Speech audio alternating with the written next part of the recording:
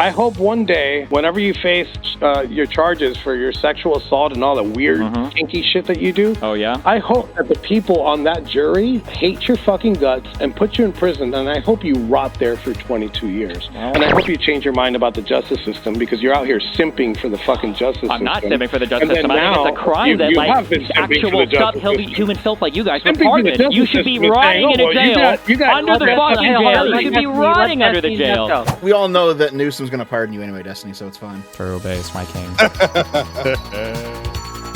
we got there? Any questions? I'm good. Gibbs, are you wearing a suit? Okay.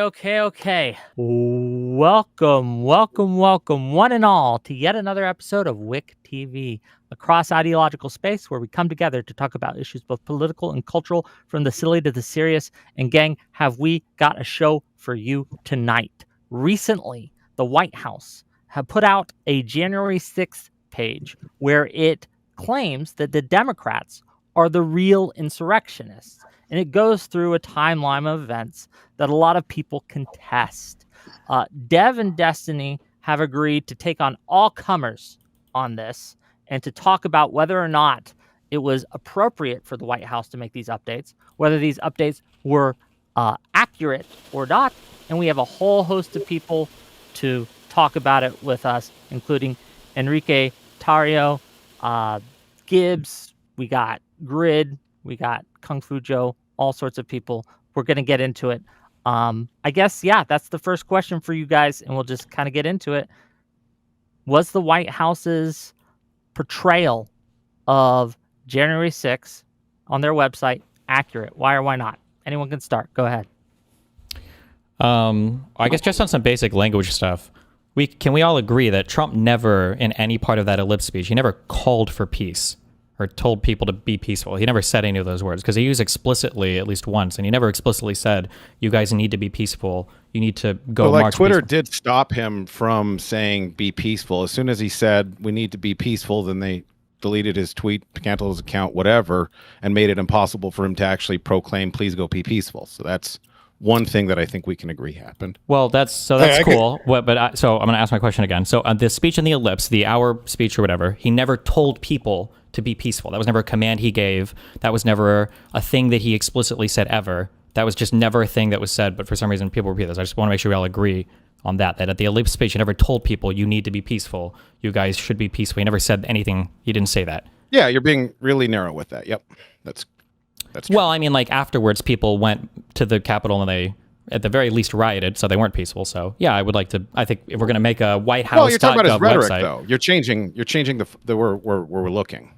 Well, no, you're saying, well, this one part of the one speech that he gave this one day. Are you asking if he said specifically the word peaceful? No. If he told people, nitpicking one word. So on the WhiteHouse.gov website, they claim that. Hold on, let me look for it explicitly. So it says, "Hey, just he stresses the need to fight for the country." I can cuss here, right? Is there certain words I can't say? No, nothing that would get me demonetized. So no F-slurs, no hard R's, nothing like that. Okay. Cool. So he stresses that you can call retard, fuck, all that shit. So yeah. Okay. Cool. So on the White House website, it's Save America Rallies, their second timestamp. It says he stresses the need to fight for the country through strength and determination, explicitly calling for peaceful protest. I just want to be clear, that never happened. That part is a lie on the side. At the very least, we can agree that that's a lie. So he never said the words peacefully and patriotically during that speech? No, he never told people to go do that. He said that, I know you'll go marching peacefully and patriotic or whatever, but he never explicitly said, he never called for, that was never explicitly called for. That's super nuanced, dude. If he says, like, peacefully and patriotically, I think that's the key. And I think there was a lot of people, including myself, pissed off that day. And to kind of hit what the question for the host, for 4 years, we've been fed nothing but like bullshit and slop from the Biden administration about what happened on January 6th. Now that January 6ers are actually out, we get to say our piece, and I think people get to see both sides of the story, and they get to not make a binary choice. Maybe they agree with me on some things, maybe they agree with Destiny on other things, or other liberals. And I find it fascinating now that like we're nitpicking words when he's explicitly said that peacefully and patriotically make your way over to the Capitol, and then on top of that, he didn't say that. So what you just said, you used the word explicitly. I don't know if you know what explicitly means, but because you can't lie. We just want one fact at a time, just one fact at a time. So he goes ahead and on top of that, his tweets got deleted, and you silence the president of the United States right after that. I don't think it was ever his intention to tell anybody. I sat through courts through 6 months. I don't think at any point did he think people were going to storm into the Capitol and storm the building or do anything. I think he wanted people to protest outside. And as somebody that's again cool. Okay, was so I'm going to read the sentence here. Okay, I know that everyone here will soon be marching over to the Capitol building to peacefully and patriotically make your voices heard. He didn't tell them you need to be peaceful. You need to go and be peaceful. You need to go and not commit. He didn't explicitly say that ever. He just said, "I know you'll be marching over soon." But who cares? Like, you can say it's not a big deal. You can say it's not a big deal. Don't shoot it. You can say it's not a big deal. That's fine. I just want to be clear. Can I give the exact proof a negative? One at a time. Destiny, finish your question. Then Enrique can answer it. And I know Tim wants in too. Is that your name? I'm sorry, Tim.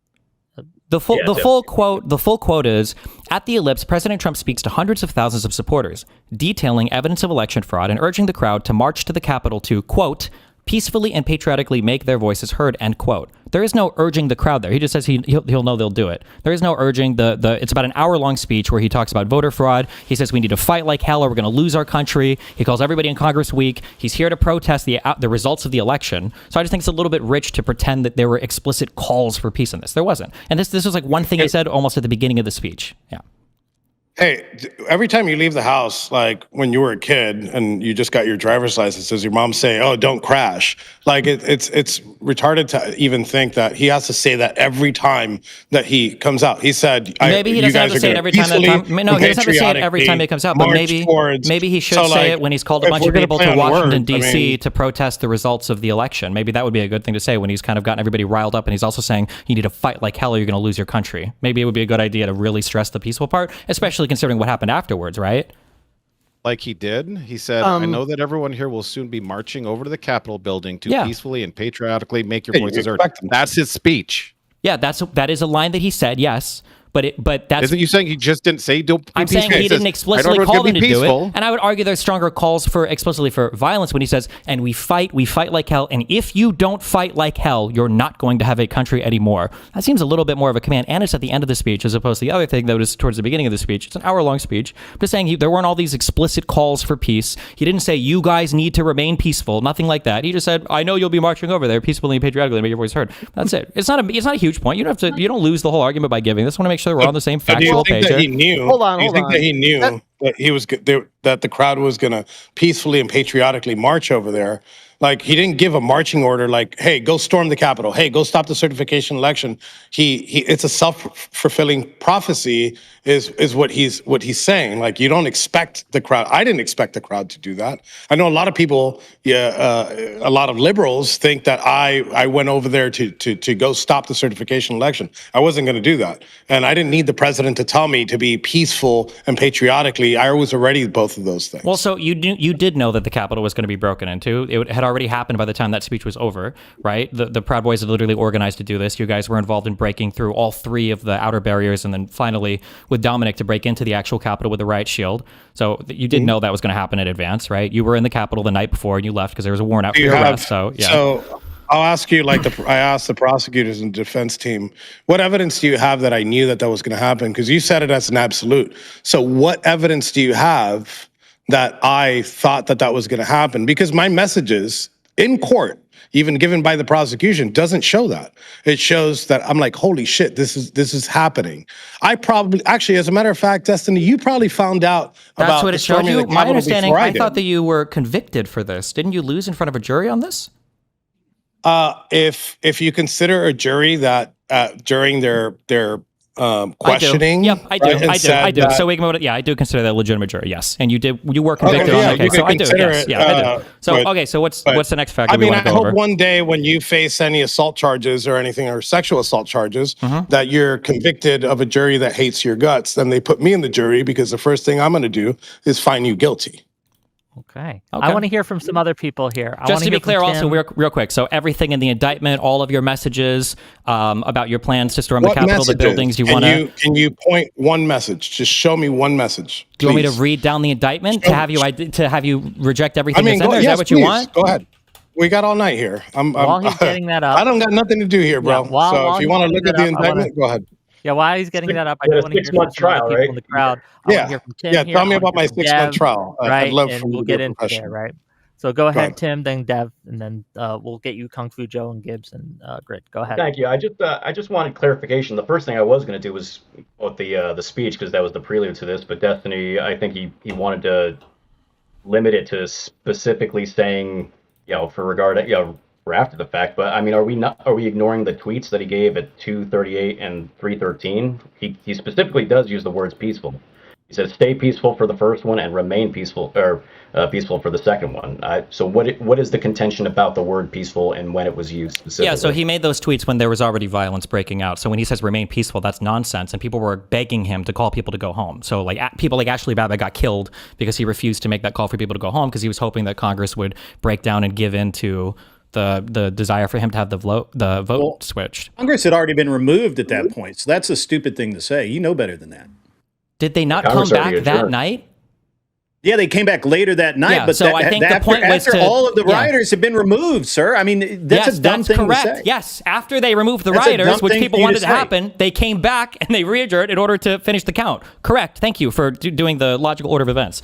So Tario, when you were saying things, So Tario, I'm just trying to see if these messages are real. So when you posted a message that said "fuck unity, no quarter, raise the black flag," was that a message that you posted in a group chat on November 12, 2020? I posted it on social media, yeah. And I'm 100%. I said that. I celebrated it. When you said if Biden steals this election, the Proud Boys will be political prisoners. We won't go quietly. I promise. Is that a thing that you posted? Yeah, that was in November. Okay. You need to remember we're at war with a virus, not with each other. No, you need to remember the American people are at war with you. No Trump, no peace, no quarter. Right? These are your messages, right? When did those tweets happen? Remind me when those tweets happened. In November of 2020. In November of 2020, was January 6th an event? Was January 6th did January 6th, the event at January 6th, did that ever get announced before November of 2020? Can you tell me the day that it got announced that was going to be a rally? I'm just making sure that so far in the indictment you agree to these. You agree to these things, right? Unless I'm fucking Nostradamus and I know that some rally's going to happen in the future, do you expect me in November to be tweeting about some shit that I didn't even know was going to happen? An event that I didn't even know was going to happen. Did we know that on January? I'm pretty sure the Electoral Count Act literally calls out the date of the certification of the election. So we all knew in advance when the certification 12th. Of the. That's a month before I tweeted that. So yeah. December 12th was when the election certification? I thought that was January 6th. My bad. No, it's not January 6th. As a matter of fact, you got that wrong. The certification of Congress, the counting of it happens on December 12th. Just real quick, I do want to make sure that Tim gets a chance to get in here. He's been trying. Sorry, Tim. No, it's fine. Then Tim. No, it's fine. Dev. Go ahead. Yeah, no, we knew when the certification was going to be, but that doesn't necessarily mean people knew that the rally was going to happen, in which case you still have to create the nexus between the rally and his supposed urging people to riot, which, that didn't actually happen. But I'm just trying to understand, you're dismissing the tweets that happened after 2 o'clock and after 3 o'clock because they happened after the speech, but in the speech he also says peaceful, but you're saying he didn't direct people to be peaceful, he just acknowledged it. Isn't that? He should have told people to go home because it had already gotten violent. But you're unhappy that he didn't say specific words? No, he should. Well, at that point, people should have gone home. He should have said, "You need to leave." It wasn't peaceful. It was a riot at that point. If he says you wanted him to be peaceful, the initial contention, my understanding. I'm sorry, I thought beyond splitting hairs. I'm not beyond splitting hairs. It's very easy. So if there's a riot happening at the Capitol and you have the ability to tell your people to go home, you should probably tell your people to go home. You wanted him to tell people to go home in the middle of the speech when he says to be peaceful? You were just talking about his tweets that he made hours later at 2 o'clock and 3 o'clock. Which one do you want to talk about? But I thought you were complaining about the fact that he didn't direct people to be peaceful in the speech when he said, "I know you will be peaceful." Well, yes, but that's because I'm just going through the whitehouse.gov J6 site, and I'm going through the timeline on the claim thing, right? And the second claim for the Save America rally is President Trump delivers powerful speech. That was just the very first one I was looking at. We can go through the rest of them after. I was just starting with that one. I don't even think it's worth getting in the weeds of what he said. Fine. He said peacefully and patriotically. Like, we don't need a 10-minute discussion on what those words mean and how he meant it. Sure. Well, he also did say, just to be clear, he said we have to fight like hell or we're going to lose our country, right? Yeah. How would you describe the events? How would you describe the events that unfolded over the next 4 hours? How would you describe the events that unfolded? What did it seem was more happening? That people were fighting like hell because they thought they were going to lose their country, or that they were marching peacefully and patriotically? I think 95% of the people, I believe 95% of the people that were there on J6, all they did was walk in. They didn't touch a fucking cop. They didn't break a window. They didn't do any of that. If you want to talk about the 5%, look, I don't agree. I don't agree with the assaults. I've said this. I said this on January 6th in the evening after seeing it. I said it on national television. I said it on CNN, and I said it on Univision. I can't vibe with people assaulting police officers. I think that they should have been arrested. I don't think that the problem was, I still think that they should be pardoned. Not for their actions, but because of how justice. Why do we care about any of this? I don't know what we're talking about now. This doesn't do anything. So we agreed that. I really don't care about you talking about. I heard that you said 95% were peaceful. So that means 5% were peaceful. Okay, so then 5,000, 10,000 people were rioting then, if the president's own words are to be believed, because they say is that the number of people? They say hundreds. They say people walked into the Capitol that day. There was about 100,000 people, I believe, is the number. On the site, they say hundreds of thousands, so 5,000 to 10,000 violent rioters. Then no. I'm asking you: is that the number? Are you citing the number of people that went inside the Capitol, or the number of people that attended the rally? I'm giving what they had as attended the rally on the whitehouse.gov I'm not asking what they give you. I'm asking what you know. I know that around 1,600 people were charged. I don't know how many people went into the building altogether. I don't have the count on that, so I don't know, but that's not really relevant. You don't know what the 5... We could just say 5%. We don't got to go with the number, because it wasn't tens of thousands of people that went in. Sure, that's fine. 1.5%, but it was a small number. I mean, well, because only a small number of people even got to the building, right? That's how it works. Like in any riot, it's probably like 1 to 5% of people that are being violent, right? There are probably thousands of people in the building. I was one of them, and Enrique, I think this is, like you said. Well, I would say it's beside the point, because if you want to address the violence, it happened in very select areas, and there was a context behind it, such as the Lower West Terrace Tunnel. It actually, one of the biggest reasons it wasn't an insurrection is that it got less violent when people got inside the building. If they were going to, become violent and overthrow the government, we would have been more violent in the building than out. But what you see is that when you review the video, it actually was at very select locations because people were incited. There were provocateurs. I agree with Enrique. Not everybody who was there was a good person. So to be clear, the incitement was you trying to break through where cops were. When people were inside the building, they weren't violent because they didn't even know what they were supposed to do at that point. What do you mean by you? What do you mean by you? Are you talking? I'm speaking the general you, because he's talking about the protesters not being violent once they got inside the building, because they didn't have much to be violent against, because all of the congressmen have been evacuated. So you're agreeing with me and Tim and saying that some protesters were violent. Yeah, I agree with you. Some protesters I never were even violent. brought this up. I don't think this point is relevant to anything. I believe that they should be arrested, and I believe that they should have gotten some time in prison. Yes. Yeah, in any riot, a small percentage of people are going to be violent. 20 years. Okay. Yeah. Okay, I do. And I don't believe it's like you said. Before anyone else goes, hold on, just real quick. Before anyone else goes, I do want to make sure that Dev gets a chance to have his say. Okay, and, come in and give us what he's gotten. I do see Gibbs, Kung Fu Joe over there, and we're gonna get you in here in a second. Dev, go ahead, give us what you think. I've just been listening. This is kind of crazy. Just because I don't know who you are, the guy with the green background, but you were talking about Trump's tweets, and I mean, while the riot was happening, you expect a decent, competent, good leader to try to calm people down. That's what you expect them to say. But I mean, at 2:24 p.m., Donald Trump tweeted, Mike Pence didn't have the courage to do what should have been done to protect our country and our Constitution, giving states a chance to certify a corrected set of facts, not the fraudulent or inaccurate ones which they were asked to previously certify. Now, that statement, is that going to calm people down or rile people up, do you think?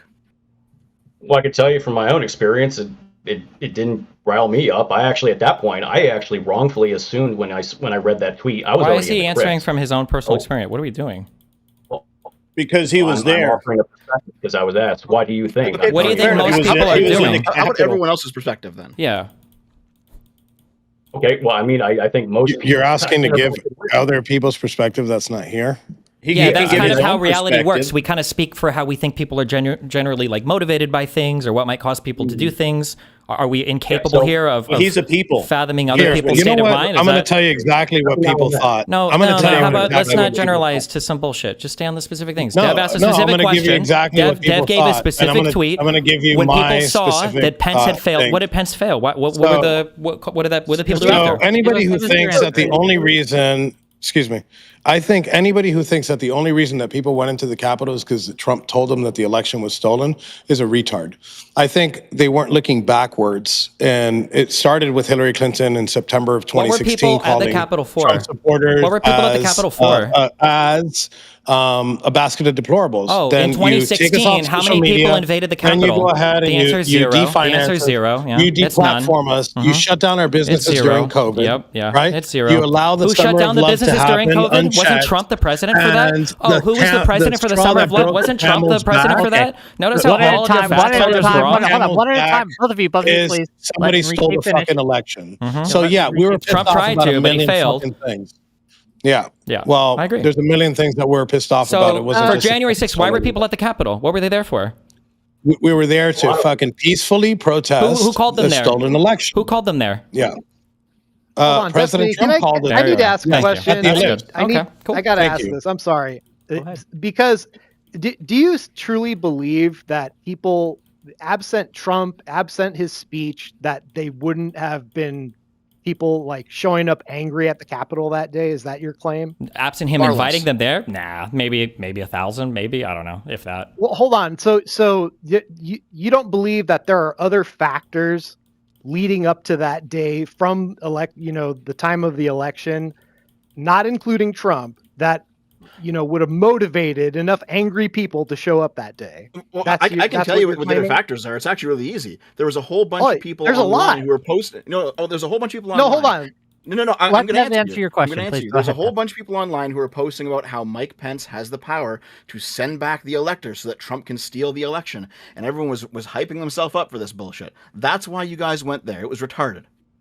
No. That's not the only thing I'm talking about. Like, I have a list of things that factually happened, and whether or not you can observe them through 2020 vision, like from now, doesn't matter, because we had so little time to analyze these things. So expanded mail-in voting due to COVID-19, late night vote count pauses and updates in key states, changes to the election procedures. Every single one of these things failed in court. Done yet. They had their day in court. You lost on every single one of these. Buddy. All of them. Buddy, did you not just hear what I just said? It's cute. He believes it. The courts have litigated all of these. You lost. Hold on. No. That you obviously weren't listening. If you listen, you could hear me better. What I said was, what happened by the time January 6th rolled around, we didn't have the time and 8 hours a day for years on end. No, we didn't have years. You did. Like you did. No, we didn't. You did. Between January 6th and the election, the determination of the election, how much time was there? A few months, but there was enough time that almost every single claim that Donald Trump brought up in his speech had already been debunked thoroughly, and none of them, absolutely zero of them, have held up today. So apparently there was enough time. No, that's not true. It is. Hold on. So Democrats were saying that mail-in voting is the most unreliable form of voting. Democrats said that. That's something that's not going to change. Who asked? Well, what does that do with anything? It's not relevant. Yeah. So the White House posted this. How is it not relevant? I want to hear from Gibbs. Gibbs, go ahead. Yeah. So the White House posted this thing, and I really feel it's important that we kind of analyze it in the 2026 light. Actually, what did they say? It says, in truth, it was the Democrats who staged the real insurrection by certifying and fraud-ridden election, including widespread irregularities and weaponizing federal agencies. All right. So we're seeing. Look at this. Now we're looking at who right now. Quoting? Wait, who was that even a quote from? That is the White House page, whitehouse.gov, the whole thing that we're here. Y'all literally posted and said, this is what we're debating today. What's the point? Anyway, Well, I would like to get to it. Thank you. 1 second, please. Anyway, and so when we look at it in 2026 and we see all the fraud and we see places like Minnesota where we now have evidence that 197 duplicate ballots were posted. Yes, we do. We do have that. It was just by the Congress just a couple days ago. Maybe keep up to date. We have that. We see evidence of the fraud. We see evidence of this NGOs paying for it. The Trump administration has been saying from day one when this went down that they're basically having some sort of system in place to rig the election. So they're the real insurrectionists by subverting the will of the voters, and that's what we're seeing has happened. They use the fraud. Why didn't Trump said this coming in 2016? They had 4 years to find it. Why did Trump not find anything? Oh yeah, because Biden's going to be investigating himself whenever he gets put in power, huh? Does that make sense? Give me a break. Come on, man. No, Trump said there was rampant voter fraud for the 2016 election. Yep. He was in office for 4 years after. They found nothing. He put together a commission to find it. They found nothing. Why? And yet now we're finding all sorts of stuff. No, we're not. So but I didn't ask you about now. I said he had 4 years. Well, I'm talking about now, 4 years. You know, we can talk about 4 years ago. No, you weren't talking about now. You brought up a quote from 2016. So you want to talk about now? If you want to talk about now, we can talk about now. Why don't we have any fraud from this election? He said there was millions of illegal voting. We don't have any fraud. You understand that, right? Okay. The quote I just read from 3 days ago. You realize that, right? I'm asking you, where is the evidence of the voter fraud? The rampant voter fraud in 2016, in 2020, in 2024? We literally have evidence right now that 197 duplicates votes were cast in Minnesota's election, and 137,000 is what it cost to beat him, right? And so, yeah, clearly something was going on when we have billions in fraud and 197,000 duplicate votes in a state where they won. And it's 197,000 duplicate votes? Was the VP candidate. Come on, bro. There's some kind of collusion here. That's the real insurrection. Right. Okay, I am curious. Something Enrique said at the beginning of the show, that people have been fed a lie about January 6th. If you could have, if there is one lie you could point to that the Biden administration or the Democrats or whoever has been saying about January 6th, what would you say that lie is? And then we can see if Dev and Destiny, what they think about that. What do you think, Enrique? So to say something that I don't want to argue about, but just saying it's an insurrection was all bullshit. But to be more specific, and specific to my case, that we decided to plan to commit an act of sedition, which is one step on the treason for people that don't know that, to overthrow by force the United States government is bullshit. And they ran with this narrative, and they ran with this Tom Clancy novel. Because if you read not only my indictment, if you sat through the 6 months of my trial and you read all the bullshit that went on in the trial and how they wanted to paint it,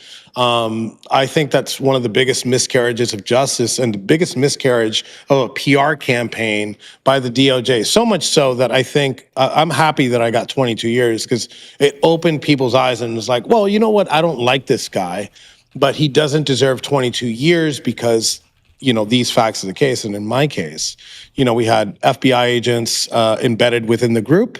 We had CIs that were informing about the Proud Boys before January 6th and at January 6th, and not a single one of them did the prosecution put on the stand. So just to close up here, can I just ask a couple questions on that? Blaming, give me 1 second. I'm just closing up. No, I mean, like, you said enough dumb shit, right? So, like, were the Proud Boys the ones that initially broke through? Let me finish. And then you can go ahead and do your own shit. Okay. Yeah, just mute yourself for a second. So check this out. So I think in closing, I think just the narrative that went behind this seditious conspiracy with the Proud Boys and the Oath Keepers, it's bullshit. You want to get some of them. You want to get Dominic. Look, you want to get Dominic Pizzola for breaking a window. Were the Proud Boys the ones? You could go ahead and break a window. Were the Proud Boys the ones that initially broke into the Capitol? For it. Were the Proud Boys the ones that broke into the Capitol? I'm going to mute myself and I'm going to keep talking for a second. So much yapping. If you want to get Dominic Pizzola for breaking a window, then absolutely go ahead. He'll tell you himself that he shouldn't have broken a window. And I'm unmuting. The Proud Boys were the ones that broke through initially, right? They were the first ones in, right? No, they weren't the first ones to break in. They weren't the first one. So there wasn't, let me just be clear. So there wasn't a group of about 100 Proud Boys while Trump was still speaking that made their way to the Capitol. There wasn't even 100 Proud Boys in the ground on January 6th. So let's start with correction. How many would you say there were? 52. Okay. 52. Was there a group of about 50 Proud Boys during Trump's speech that were already making their way to the Capitol that broke through the outer perimeter, then the second one, and then eventually broke through the window with the riot shield via Dominic? Was that all the Proud Boys? No, apparently you don't know about the Dominic Pizzola. So we'll start with the Dominic Pizzola and work our way down.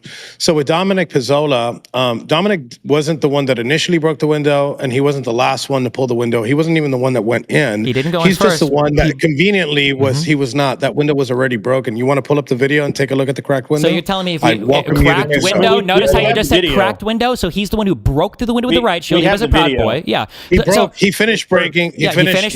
He didn't even finish breaking the window. Yes. Okay. Because the window was still not accessible, and somebody else pulled down the window. Somebody climbed in right after he did with the shield. I go ahead and I challenge you, and I say, pull up the video, and we could discuss Dominic Pizzola. And if he wants to, if Wick wants to, we can. So my question is when you tweeted out that you were proud of my boys in my country, okay? Yes. Don't fucking leave. At what time was that? What were you referring there? You tell me. When you said you were proud of them, what were you referring to? I was talking to the crowd. So let me listen. You could hit me for a lot of things, but the things that you're talking about, you can't. Right? I had direct communications with my guys via Telegram at the time. Right? So if I didn't want them to leave, why isn't there a message from me directly to them saying, "Don't fucking leave, just keep going"? I put that message out on Parler, which is similar to Twitter, right? To the public. I was celebrating it. If that's what I'm guilty of, then fucking lock me away for 22 years. But how the fuck are you going to tell me for tweeting when you've tweeted so much fucking worse shit that you should probably be in prison for? Yeah, right? That's great. Okay, so it was the Proud Boys who were in first, right? You were tweeting out, "I'm proud of my boys and my country. Don't fucking leave," right? And they'd already broken in, and you said they were the first ones that broke through the outer perimeter. And the first one, right? So you knew that they were breaking in. You were proud of them for doing so. I did not know they were breaking in. Really, you had no idea. I did not know they were breaking in. Okay, no, I didn't turn on the TV. I didn't turn on the TV. I got the video. I got the video. You can look at it. Can you send it to me and I can play it? I've DM'd it to you. You can watch it. Give me a second. First guy goes by Red on Red Glasses. If you want to search the Sedition Hunter hashtag, he's an Indian-looking fellow. Okay, Red on Red Glasses. Second. They throw a 2x4 through the window first. We'll see it in a moment. Just gotta. I'm juggling. I can also throw this out there. There have been many attempts to get information from the government about who these individuals are, and little effort by the prosecution to identify these people. So I know Dominic as well. I did time with him. So I know for a fact he wouldn't be capable of planning an insurrection. Okay, it's about a minute-long video we're going to watch. If you click on the watch stream, we can all watch. Can we start with the windows broken? Okay. Can everybody see that? It's cracked. Right there? Okay. Yes. Let's keep watching. Okay.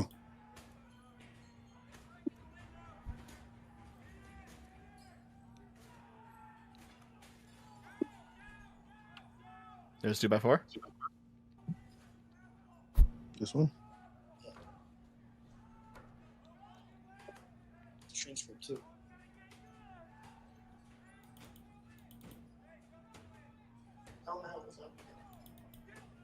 I don't know if I could use this. And I think that's Dominic that are going in fourth, right? But he's the guy holding the shield. He is indeed. So this guy right here, he's Dominic? Yep, and is a proud boy. That is Dominic Pizzola. Yes, that's correct. Yep.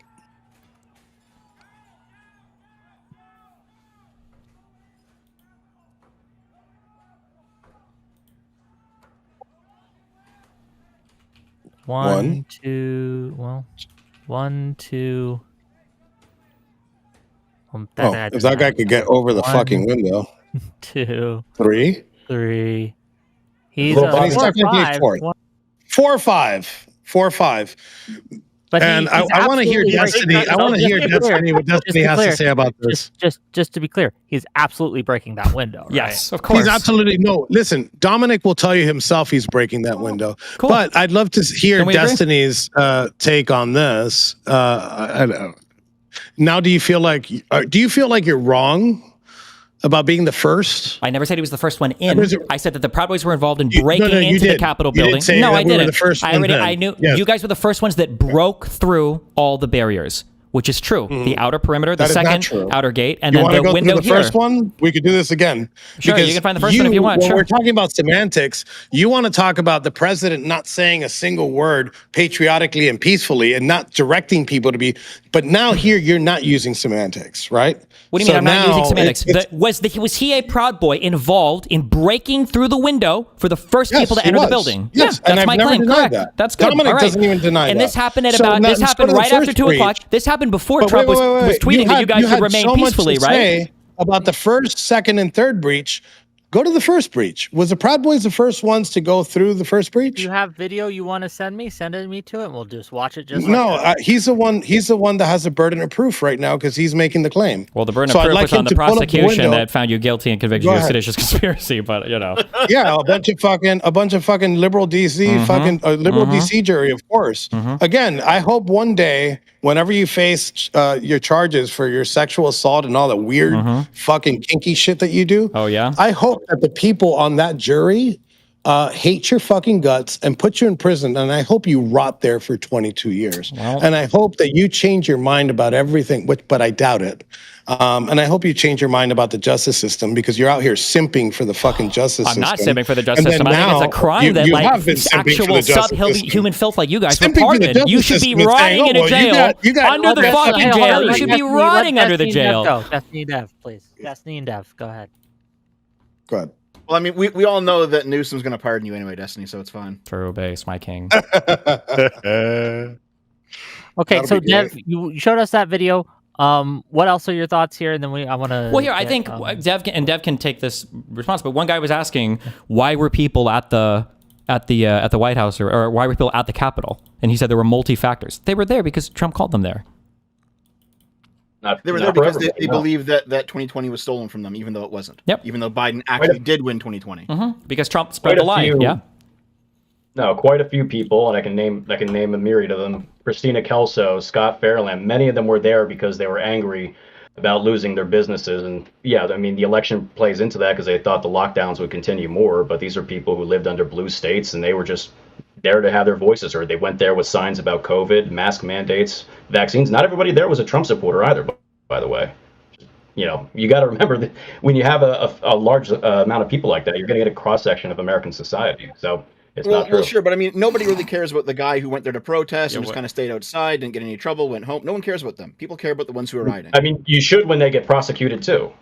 They did. Yeah, they did though. That's the problem. They didn't. There was Hold on, wait, back up. Before we get into this naming off every individual, because every single time these guys get looked up, all of them were doing some fuck shit.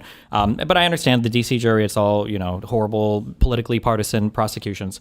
Why, do you really think that if Trump, I don't know, I'm asked this because there's no good faith engagement here. If Trump hadn't called people there on J6, it would have been a few hundred people, tops.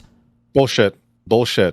Vice did a whole they did a video walkthrough of the audience. They found 6 distinct different groups. I'm also going to give December and November as an example. Trump didn't tell anybody in November, December to show up to DC, and we showed up in the thousands. As a matter of fact, I'd say that the November rally from November 14th was a lot. There was a lot more people attending that rally than they did on January. What was the name of the rally? Just so I can just fact check real quick. The Million MAGA March. I could be off. But regardless of the fact, it doesn't change the fact that the president did not tell anybody to show up in November, and they still showed up in mass. I remember, actually with Bobby that's sitting right next to me, I remember sitting on Capitol Hill and looking down Constitution Avenue and seeing people shoulder to shoulder all the way to the White House. Well, yeah, that brings up my point earlier. My point earlier was that so many people. So, I know what you're talking about because Trump didn't even understand what was going on with the false elector plan until early December. I get it, but all throughout November, you had Ken Cheesebro talking about this. You had the First Amendment Praetorians that were talking about this. You had there was this slow boil online of riling people up to get them to believe that there was something that could be done about this. That Trump could have these 7 slates of frankly false electors to come in and then save the day in the last minute. And this was it was built up online. It was built up in certain channels in certain spheres in DC. It eventually got to Trump's desk in early December, and that's when he started pushing it personally. But it still came from a location, and it came from the right wing. So let me ask you something. Just actually being upset about the election. Let me ask you something about Pence then. So you're saying that they lied to them and they couldn't. Let's say, so then why is Pence considered a hero from the left if he decided to certify the election results? What if Pence decided to go with Trump's plan? Would that make a difference? Would he wouldn't be consider him a hero. He'd be a traitor, but, of course. But wouldn't? But then there is a chance of something happening, right? There is a chance of going ahead and not certifying the election. Yeah, correct? If the insurrection was successful, so having that hope, let's go do something having that hope that Mike Pence would do something would motivate people to try to protest. Yeah, correct. To try to go and you're describing an insurrection. They would hope that their pressure there would force people like Pence through intimidation, and it's not legal. It would be illegal. It's not. It's not legal. Where's the language inciting? It's not legal. That's a very specific. I need to fix this right here. I understand, but let Destiny finish. Then you can fix it, and then I want to hear from Greg. Yeah, what you're talking about is an insurrection. Go ahead. Them unilaterally overthrowing 7 states worth of votes to pick their own electors would be depriving the American people of their right to vote. But you're not. But you didn't argue with me when I asked if Mike Pence can do that, and that is a legal solution. Not legally. He cannot legally do it. He legally cannot. So he couldn't not certify the election or refuse to certify the election. Correct. Yes. Okay. Legally, yes. Okay. Well, then if you just just to be clear, do you grant them that, Enrique, that not in a legal way, in no legal manner, could Mike Pence certify or not refuse to certify? Yes. Listen, I give him that. Okay. But what I'm saying, my argument isn't that. My argument is that people thought, we're getting in the minds of these people, that people thought that Mike Pence was able to not certify the election. Because Trump told them. Maybe Tim has more insight if that's able, or maybe he because Trump told them that. Yes, they think that because Trump told them that. That's the whole point. This is why it's Trump's fault. Yes. Listen, I believe that the president also thought that the election was stolen. I don't care. He can live in his delusion. That's fine, but you're just giving an excuse then for why he was calling all those people there to insurrect the government. Because if you think the election is stolen, he wasn't calling anybody to insurrect the government. And let me tell you the schedule for that day. Yeah, he was. Everybody, he wasn't even supposed to speak. He didn't decide to speak until I think January 1st or the 31st. He decided a whole 10 or 11 days after that the rally was scheduled to be on there. And everybody thought, including my guys, thought that the president was going to speak at the Capitol, in front of the Capitol. Even the president says it, right? My guys were at the Washington Monument, which was the back of the ellipse. They couldn't see anything. They were pissed off that they got there late, that they woke up late because they got fucking sloshed the night before, and they wanted to get good seats. So that is why they moved to the Capitol so early, because they thought that he was going to go to the Capitol at that moment. Hold on, so I actually have a question for you, because now I'm really interested. So you just said that Donald Trump believed he was genuinely stolen from, right? Correct. Okay. And despite this, he still wasn't calling for an insurrection? Restraint from he didn't. Can you tell me when he called for an insurrection? Well, no. You just said that he wasn't calling for an insurrection, right? Like you just said that? He was not calling for an insurrection. That's correct. Even though he believed he was stolen from, is he a cuck? Like what the fuck? If he was stolen from, he should be calling. He was pursuing. He was pursuing, as he said, peacefully and patriotically, fucking protesting the election. He said to fight like hell, or you're going to lose your country. He said fight like hell, or you're going to lose your country. That's what he said. Hold on, please. There will be order in this court. There will be order in this court. I want to give it to Grid, and then I want to give it to Gibbs. That's the order we're going. This is something that's really annoying. That you guys keep acting like that things we know today to be more or less factual. Actually supports that there was massive irregularities with the election. All Trump was saying is, hey, there are massive irregularities with this election, and we should check this shit out. They did check it out, and all of it got struck down. That's why Barr left. That's why Barr left. Then stop lying. Shut up. Then don't lie. Care. Stop lying. I don't care. I'm going to finish. Okay. You can keep talking. Doesn't like this point. But because it's I a don't lie. care what you like. The point is that we are looking at this, or you are looking at this through what you think you know today. Which, by the way, we're finding out every single day that those irregularities may have happened, or they're more credible. And the reality is that your rhetoric is breaking down. The rhetoric that you've been spewing for 4 years of there was no election fraud and it was Trump was trying to seize control. All that's breaking down because the reality is had they just given Trump what was he asking for, a week or 10 days to go through some of the irregularities? The fact that nobody was willing to do that and now they conveniently forget that that's what he was asking for is stupid. You guys can't be more stupid. So I've heard everything you have to say. Right, do you know the process of actually doing that, though? Of actually having this investigated? You know what the real process is? Because it did happen in 1876. You know this, right? That there was an electoral commission that was put forward, and in fact the certification of the vote was delayed for 2 months. So all Congress had to do was to do the same thing they did in 1876. And the reason Congress didn't do that is because the riot fucking interrupted it. Like that's one big reason why the process didn't happen the way it should. No, that's bullshit, and you know it.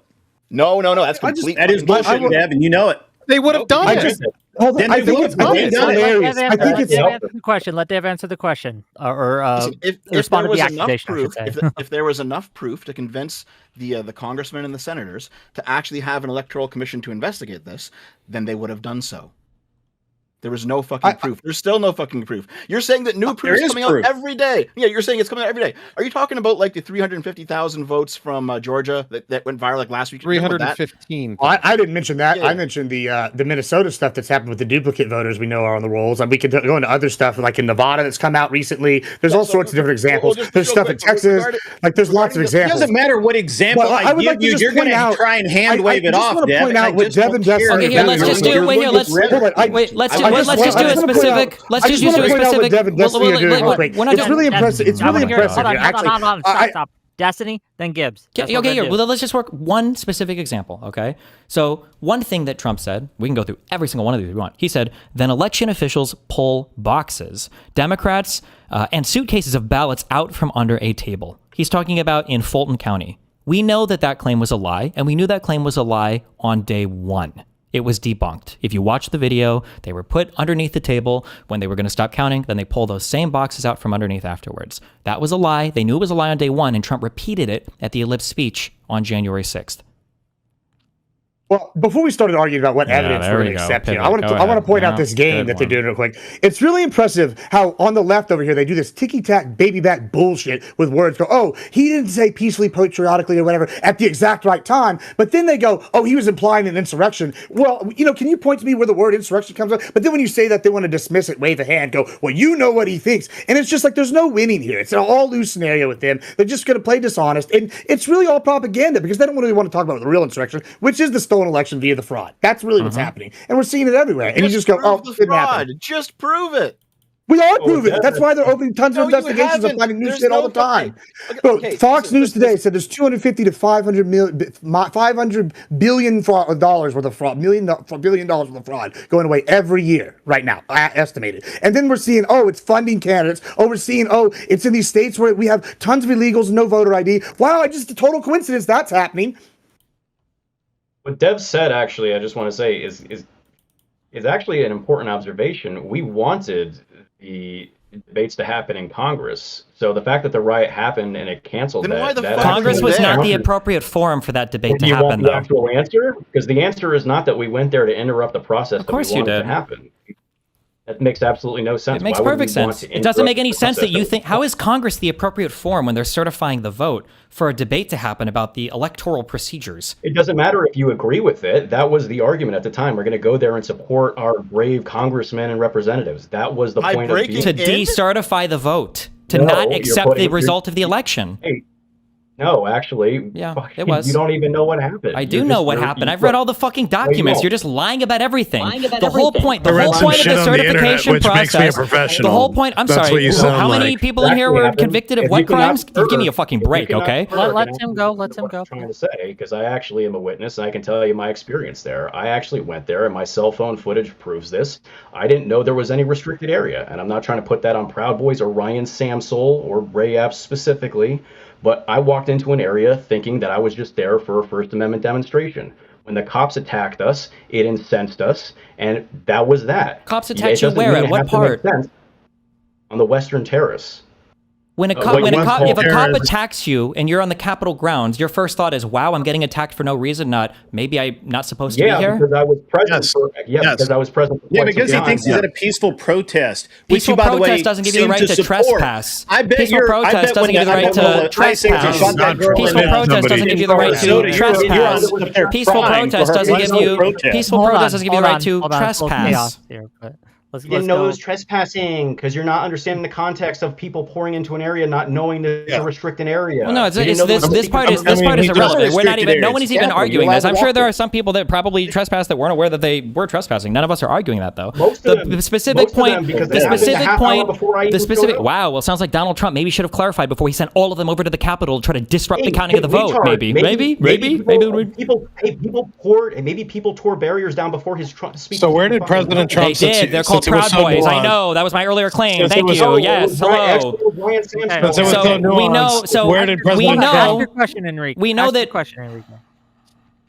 So it's funny to me that he says that the cops weren't inciting it. We had a professional witness on the stand, a use of force witness on the stand that specifically covers riot control. And when we asked these pepper balls and these rubber bullets, where are they, if there's a crowd, where are they shot into? And they're usually shot into the front of the crowd. They tell them not to shoot into the back of the crowd because the opposite effect can happen. If you look at the video from the cops that were overlooking from an eagle's nest position, they weren't shooting at the front of the crowd, they were shooting at the back of the crowd. And one of those people that got shot, his name is Joshua Black. Also, a couple of Proud Boys that were far back, about 100 feet back, were getting peppered with pepper balls. And I know that aggravated the crowd. So I'll take the word of a use of force professional before I take the word of a podcaster that's read shit on the internet. He just said that. Read shit on the internet and is a self-proclaimed professional in things that have to do with. And then to be clear, just so I understand, this was an expert witness that was brought on for the side that lost the court case, right? That witness actually was both of the witnesses for the government and for myself, both of them are use of force and both of them answered exactly the same way. So you could try that with somebody else, not here. You could take that shit somewhere else. The case was lost. There's also plenty of video, though. The man he's talking about, Joshua Black, was shot through the face with plastic rounds and was bleeding all over the West Terrace. People who weren't aware of what was going on were incensed by that, and there's plenty of testimony from defendants. I mean, you can disregard defendants because you think they're guilty. But there's plenty of. I only think the ones are guilty are the ones that were convicted. You know, You know where I find cowardice in Destiny. He's saying what he wants to say, but he's still there. He still's got that fear. Just say what you want to say. You want your political opponents to be in prison. Look, if we're playing this game, that are trying to circumvent the lawful outcome of the election in prison. Yes, and especially people that are planning to do it. Yes, which is why you guys were there. You went there to protest the certification of the vote. Run over an ICE agent. You want them to go free. She didn't try to run over the ICE agent. She was trying to drive away. It's pretty obvious. If you want to say what you truly want to say, look, I'm going to be you for a second. I can just say what I want to say. I don't know why you think I won't just say what I'm saying. Celebrate the death, like you celebrated the death of Ashley Babbitt. Celebrate the death of one of ours. We celebrate the death of one of yours. And let's stop playing this game where we pretend that we don't have a bias here, because you do have a bias. You want to see us in prison. My bias is I do. People that are guilty of things. I like to see people that are guilty of things in prison. That's true. Yes, that is correct. I want my political. No, you're projecting your delusion onto me. You don't have to do that. You can just be your own disgusting piece of shit. You don't have to project it onto me. That's okay, bro. That's okay, bro. To actually say what you feel. It's okay, bro. I want to hear it out. Let it out. Tell people how you really feel. I already said how I really feel. You guys should be rotting underneath the prison. Yeah, what's up? Well, we're not. And you know what? It makes you angry that we're not. It does. I am. Yeah, I'm honest about that, of course. Destiny, stop. I'm about to give you the mic, Destiny. Destiny, I want to know specifically what you and Dev's strongest argument is that this is an insurrection, and then they can deal with that. What is your strongest piece of evidence that this was an insurrection on January 6th? Go ahead. Well, me and Dev will put forth our own thing, I think. Yes, I think that exactly, and then we'll see. Yeah. I would say probably Are you going to say the false electors, or are you going to say Trump's behavior during the insurrection, Dev? Which one do you want to go with? Or do you have a totally different thing in your head? I'll go with false electors. Okay, I would say that Trump's behavior, you're the actual Trump come guzzling sheep. I don't know why you would ever tell me to think for myself, sir. I think that the strongest piece of evidence is how Trump acted during the insurrection itself. So for instance, when there were multiple family members, when there were multiple members of government that were begging him to call off the rioters, and Donald Trump was making phone calls to congressmen telling them that, well, maybe you should consider flipping your vote or changing your vote. He had even the call with McCarthy where he was saying, well, maybe they're mad for a good reason. And Giuliani was also making similar phone calls. I think that was very evident that the things were going as he wanted them to, that he was happy to see the insurrection carry on. And rather than actually calling down the National Guard to go there immediately and to stop it, he was happy to watch it continue on because he was hoping eventually he would delay the certification of the vote or flip it to himself. I think that's one of my strongest pieces. Okay, Dev, go ahead with yours, and then we'll get the response from all of them. Go ahead, Dev. I mean, we've already talked about the 7 slates of false electors before in this conversation. You guys think that basically Trump was stolen from, and so this was part of the actual procedure.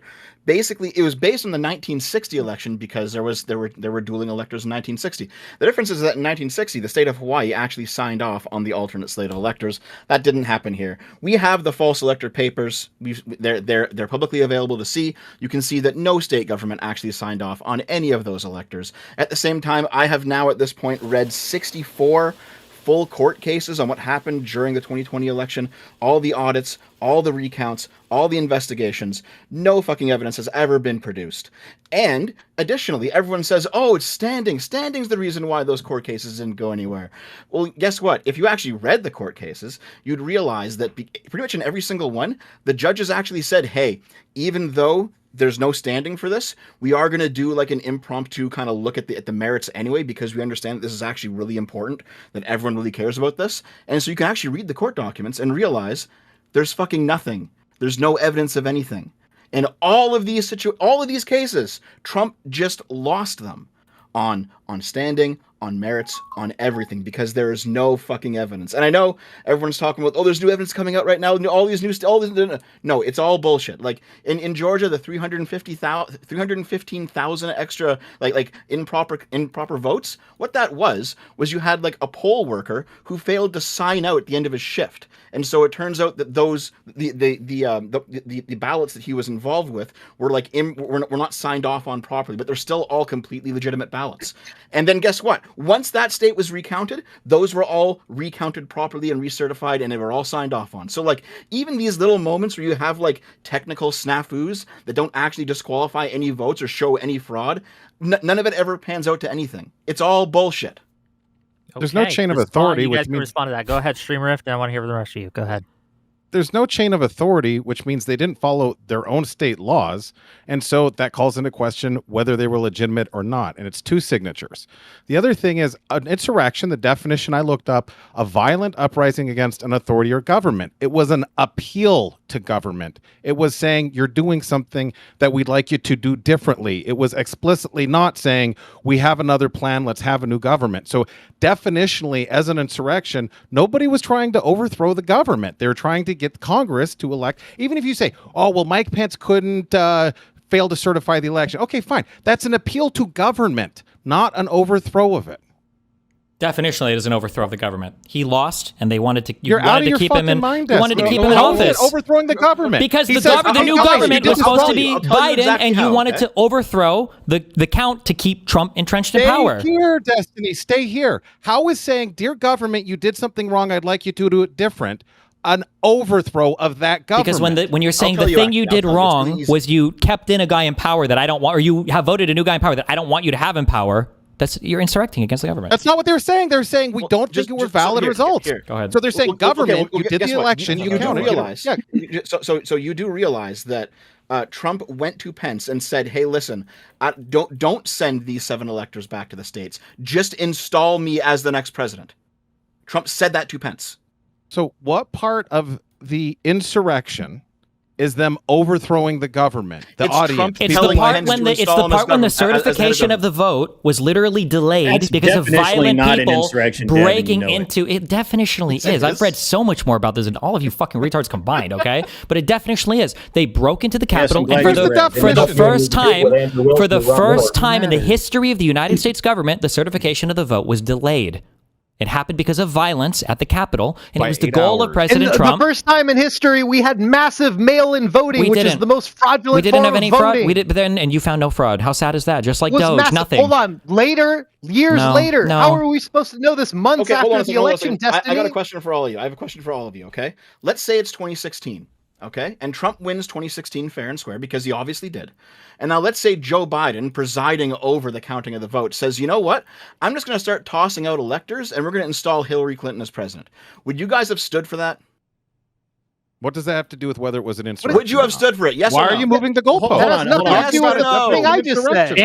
We're not playing your game. Hold on, just that please. has nothing to I do do want with the people to question I answer just this question. asked. Yes or no? No, I asked the question first, and it got dodged. How's that fair? What was the dodge? Yeah, what was your question? A dodge that because he was like, oh, it was the first time in whatever that it was delayed for 3 hours. And I'm like, dude, this is the first time in I don't know ever that they was this volume. I'm asking how are you going to say that this was like ginned up solely by Trump when there were so many other factors absent because Trump every that single got people mad enough to show up that day. They all came from Trump. Every single piece of voter fraud that was brought to him was debunked by Barr. Why did Barr quit? Why did Barr quit before the certification? I'm talking about they didn't have that much time between plenty of time. The decision of there was only months. There was only months. That's a lot of time to find any voter fraud at all. To find one piece of voter fraud, there's plenty of time. Yeah. No, was the voter fraud like the mail-in voting investigated? Before you ask more questions, hold on. Before you ask more questions, Dev did ask you a question.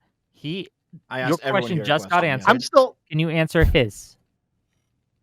In 2016, if Joe Biden had decided to get rid of the electors and install Hillary Clinton as president, would you have stood for that? I would have gone to go protest at the Ellipse. Like you guys protested last time inside the building? See, Enrique answered it. What about the rest of you? I mean, I'll answer it. I didn't know it was specifically to the whole panel, but sure. Yeah, everyone, go ahead.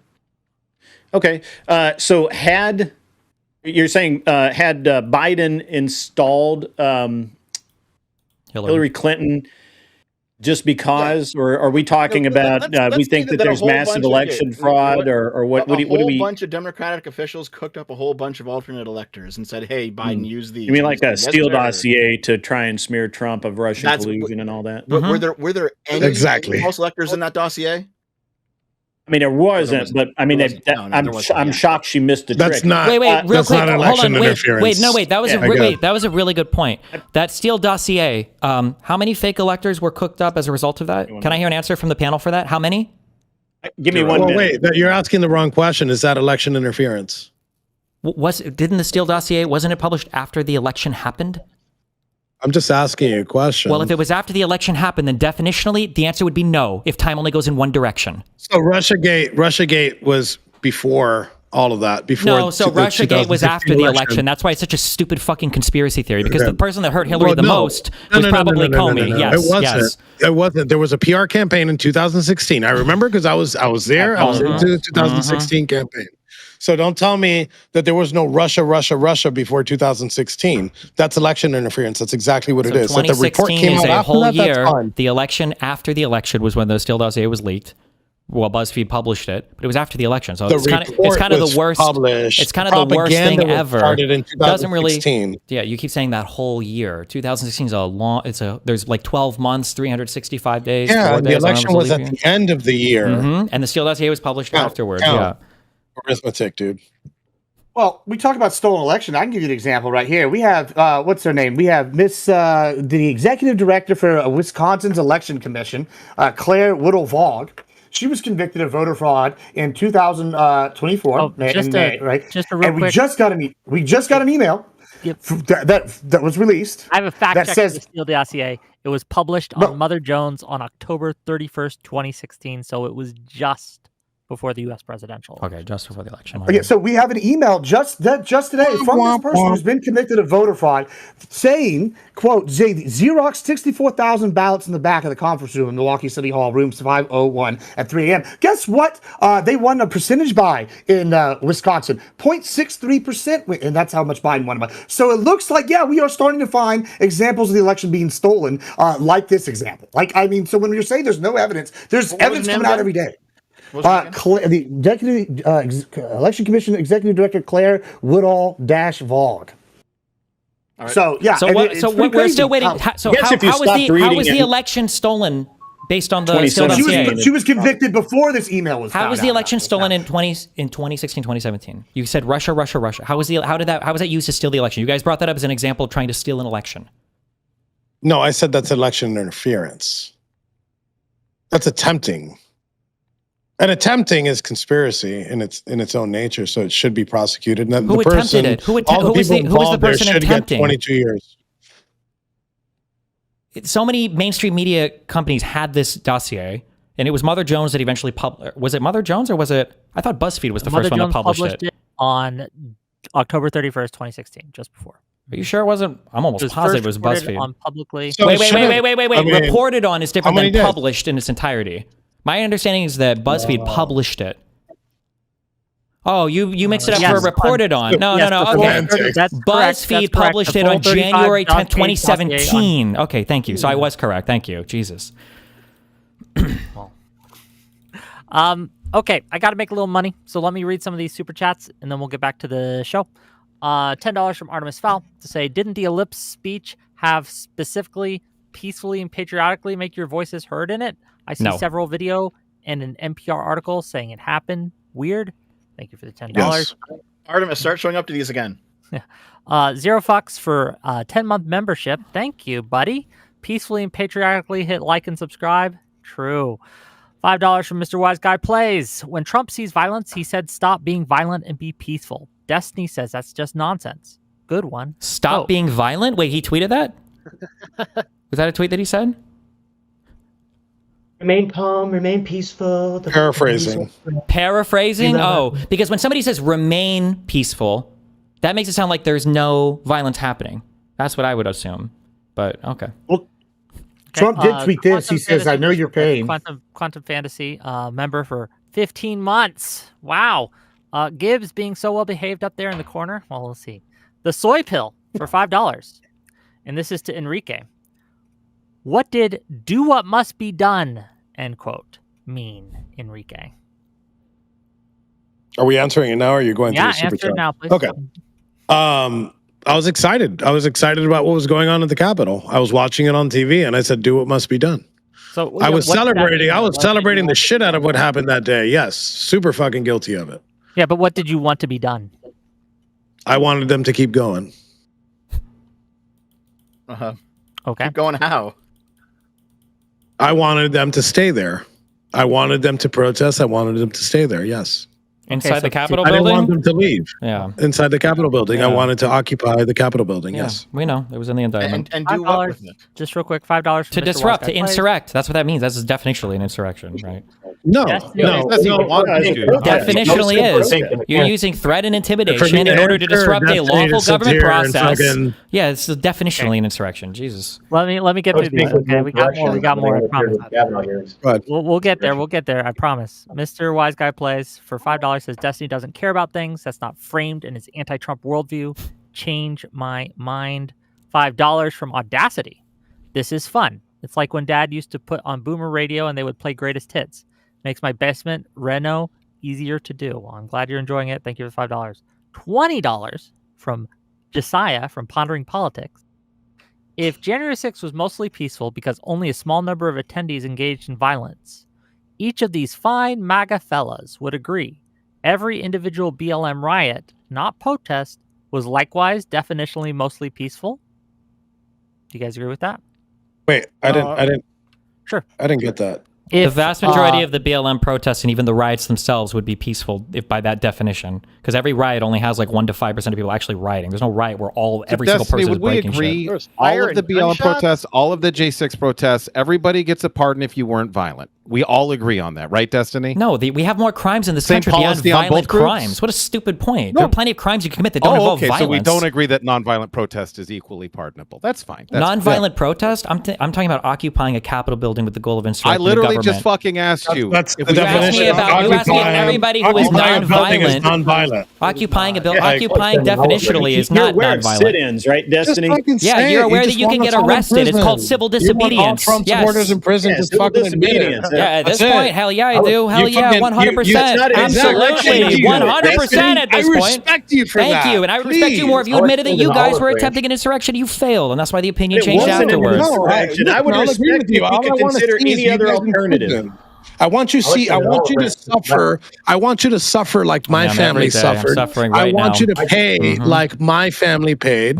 I want you to do exactly what we did. If I could right now, how I feel and the shit that I went through, not before. I didn't feel like this before. I would have heads on pikes at this moment. We know one of you guys were screaming it at the fucking J6 march. Yeah. Please, Enrique. Whose heads would you like to see on pikes specifically? The people who did this. The people who did this deserve that. The imagined enemies, yes. Wait, who did what? Was schizophrenia a pre-requirement to joining the Proud Boys, or did you guys find a way to induce it in all your members? I believe that the prosecutors in this case, I believe all the aides that helped fucking the suffering of 1,600 people and their families, I think that they should be investigated. I believe that they should be investigated for treason, and I believe that they should get the proper punishment for what treason is. That's what I believe that they should do, because they're nothing less than treasonous pigs, and that's all they deserve. Oh, if I may, Tim, I would not like to see Destiny endure what we endured. So I would just wish he would change his mind about his political opposition. I wouldn't want you to have to. Tim is a better person than I am. No, I know the consequences of weaponized government, and I don't want to see it. I'm not a Republican, I was a labor leader. I'm not far right. I'm center left or far left. I'm a history major. I'm not in favor of it. I don't believe in returning evil for evil, even though I got pissed off that day. But I'm sorry I interrupted. But disavow all pikes, all heads. Disavow. $5 from Adashura to say, for the traitors of America, what was peaceful about chanting "Hang Mike Pence"? Also, if you think that didn't happen, why didn't Mike run again? Was that as a serious threat as people supposedly wiping feces on the wall, which didn't happen? There's a couple clips you can find of people chanting stuff, but I mean, where was the rope? That was never going to happen. You had people disavow. That was the thing stopping them. They didn't have the rope. Obligatory disavow. Disavow. You shouldn't do this. Good. No hanging of anyone. Good one. Unless a proper trial, Enrique was talking about. I find it interesting that Destiny and this is from Mr. Wise Guy Plays, another $5. I find it interesting that Destiny in the beginning said that Trump never said anything about people needing to be peaceful. Completely walk that back. Nope. I said there wasn't an explicit call for people to go walk peacefully. He did say they needed to fight like hell or they were going to lose the country, right? And it was near the end of the speech. They didn't have the rope. He didn't say they did have a rope. Like, we literally saw the picture of the gallows built the morning of. Like, that actually was there, but, I know we're not in the fact-based world a gallows for midgets? You couldn't even hang a fucking midget on those. It's not our fault you guys are too retarded to build an actual fucking gallow. I can't help with that, Jesus. Stop bullshitting. Look at this. You're going to hang him with this? They need a better guys. Look at that. You're playing Destiny, you're playing the violins here. Look at the size of that thing. Okay. Be realistic. Pondering Politics, just real quick. $10 from Pondering Politics. Trump had weeks and months before the election to challenge the alleged election changes this dude is complaining about, in addition to the time after the election. Thank you for the $10. 5 Canadian dollars from Ace Chrome Cheetah to say, so you're just admitting Trump is planting and fabricating evidence in his second term to prove voting fraud occurred in 2020. £5 from Riz What the Fuck to say, I'm not sure insurrection quite covered how disgusting and unpatriotic it was for these people to attempt to overturn the result of an election. $10 more from Mr. He shouldn't say anything from the country he's from. He'd probably go to prison for fucking saying some stupid ass shit. That's probably insurrection and fucking. You know what? Anyone who wants to give me money to say things is okay in my book. I'm with it. Okay. I'm with it. Okay. $10 from Mr. Wise Guy Plays to say, will you guys ever bring up the BBC News completely fabricating and editing parts of Trump's January 6th speech to make it sound like he was telling his supporters to fight down at the Capitol? I want to hear Dev and Destiny address this one, please. They used it on my trial. Let's start with that. They used it at my trial. They used a BBC clip at my trial. So go ahead. That edited BBC no, they clip? didn't, because the edit happened in 2025. Yeah. Their trial was what, 2022? Well, they're on that time travel shit, bro. Come on, you should know this by now. They were with the Russia stuff. No. Listen, not the reality is they didn't completely fabricate anything, but they spliced together something from the beginning and the end of his speech. But they shouldn't have done it. It was stupid. They just spliced it together. Yeah, they shouldn't have done it. It was a bad edit. But like using it now to go back 5 years and claim something is fucking stupid. Well, notice how, because I'm not a partisan fuck, I can say that's bad. You shouldn't have done that, right? But you can't concede a single fucking thing, despite the fact that all the evidence. You guys can't even answer. What were people there for? What were people at the White House for? Donald Trump had been calling them there. Donald Trump had been calling them there. How many yes, times Donald Trump had been calling them there for almost a month. Donald Trump had been calling them there for almost a month to protest the certification of the vote. They were called there for Donald Trump called them almost a month earlier to protest the certification of the vote. That's what they were there for, because they didn't like the outcome of the election. Well, hold on. If you're not partisan, can you admit that they didn't say if they actually? You just said it. Fuck. Well, hold on. If he's not partisan, can you admit that if they actually subverted the election with voter fraud and there's other stuff that the Trump administration is alleging, then that would be equally as bad, if not worse, than the insurrection that y'all are alleging. I'm literally an American whose country was born from rebellion. Yeah, if the election was actually stolen, I think you have plenty of reason to insurrect or rebel, of course, which is why it was all the more disgusting that Donald Trump lied to you guys, and then you guys continue to propagate the same fucking lies over and over and over again. Every single lie that Trump told the day of the ellipse speech, Barr and other members of his government had already debunked to him. That's the issue. Just like the State Farm ballot box thing. They didn't need Trump to say anything. They didn't need Trump to say anything to believe that the election was stolen. Donald Trump was the one spreading that lie. He spread it for 6 months before the election even fucking happened. Absent Trump, there was still a bunch of fucking shit going on. No, there wasn't, but there really wasn't. Yes, there was. No, there really wasn't, though. No, there really wasn't, though. A lot of people thought there was fraud. Hold on, did Donald Trump ran in DC? Did you forget what COVID was like? I want to hear from Grid. Grid, go ahead, please. Yeah, man. I mean, so Destiny, come on, man. Trump doesn't run NBC or Fox News or any of the other major networks that were carrying the stories of potential election fraud. It's literally so disingenuous of you to say that Trump made this all up and he was the one that was promoting this, when literally every news agency in the country was not only covering it, they were looking for it. And I mean, come on, man, stop it. That's bullshit. Hold on, wait, let me just be clear. Was Fox News knowingly propagating lies about voter fraud on behalf of Trump's campaign? Was that a thing that happened? I don't know. Can you tell me? Yeah, they settled the largest. 100%, you're 100% sure that they were propagating lies. Yes, that you can the prove Dominion. That Fox yes, News lied. the whole Dominion machine voter fraud. That was Fox News propagating things that they knew were lies from Trump's campaigns and campaign surrogates. Yes, they settled the largest defamation settlement of all the corporate history. That's then okay. Then you just proved yourself wrong. You said that hold on, please, everyone stop. No, Jeff, please, everyone stop. Grid. Do you acknowledge that that's true? I don't know that Fox made that up themselves. I don't know. Why are you even here if you don't know about the largest election-related defamation case, one of the largest election suits? Then you don't know anything about this. I don't know how Tucker Carlson getting fired from Fox. I mean, yeah, I remember it, but I don't know that all of that was 100% factual either. Mm-hmm. Again, pretty crazy to not know anything about any of that, but okay. Well, a lot of shit about. I don't say I know something unless I fucking know it. I'm not guessing. So just for everyone's edification, there was a conviction. There was a not a conviction. I think that's a word. The finding. They settled. I think finding. There was a settlement. There was a settlement by $2 billion companies. Yeah. I think the settlement was for like $700 million. But that doesn't support your claim that Trump did this. Trump's campaign surrogates, people like Sidney Powell, out there, and he Trump's was the guy doing it. People in his group were the ones going to Fox News and telling them. People now, okay, all right.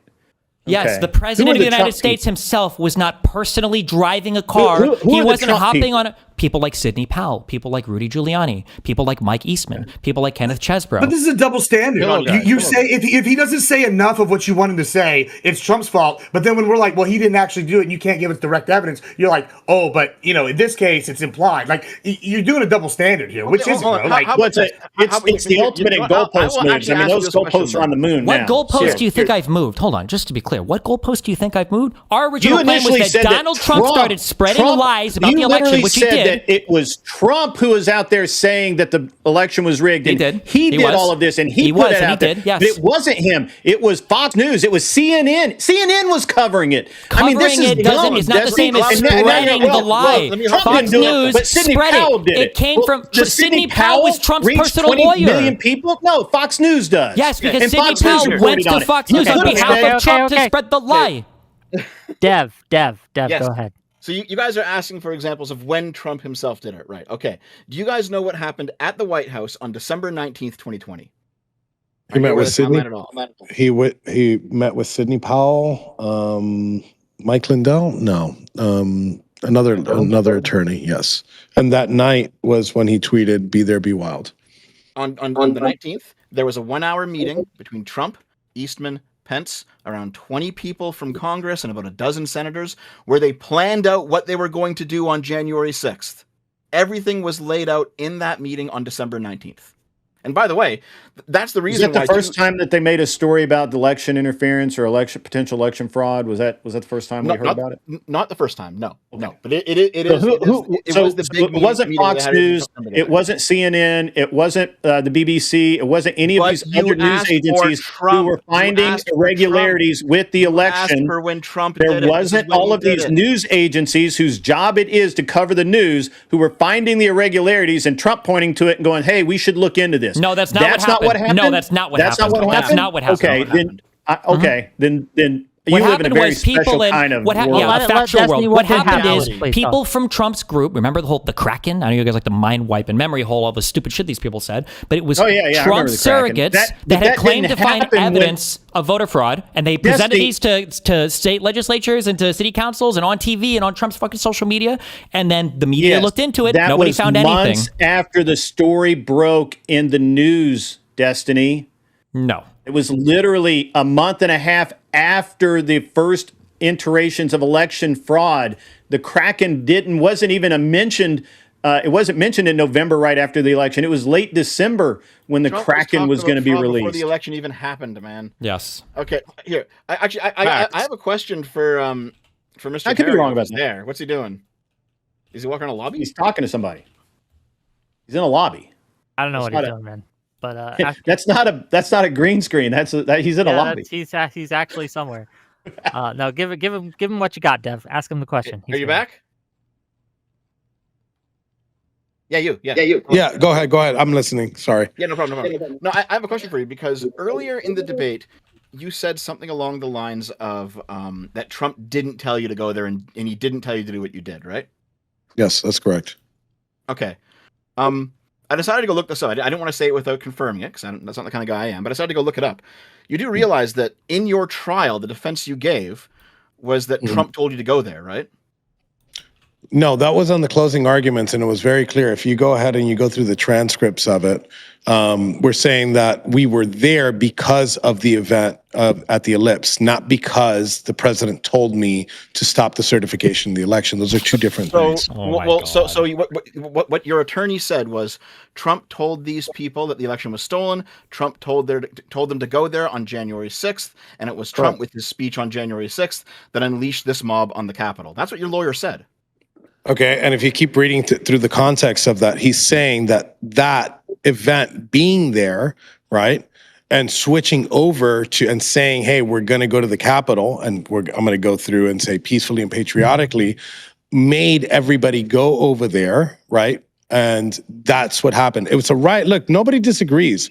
It was a riot. It was a riot that gone bad. But to go and say that it's an insurrection, it's bullshit.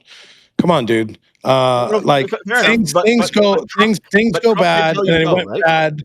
And look, there was a big no. Trump did not tell me. I get it, man. I get it. Things go bad, but Trump told you. Trump said on December 19th that there was going to be a rally. I was already at the November one. I was at the December one, and I wasn't going to miss a January. Can you answer the question real quick though, Dev? Can you ask it again, just directly? Just I want to get because Trump did tell you to go there. You did say that. Trump put together.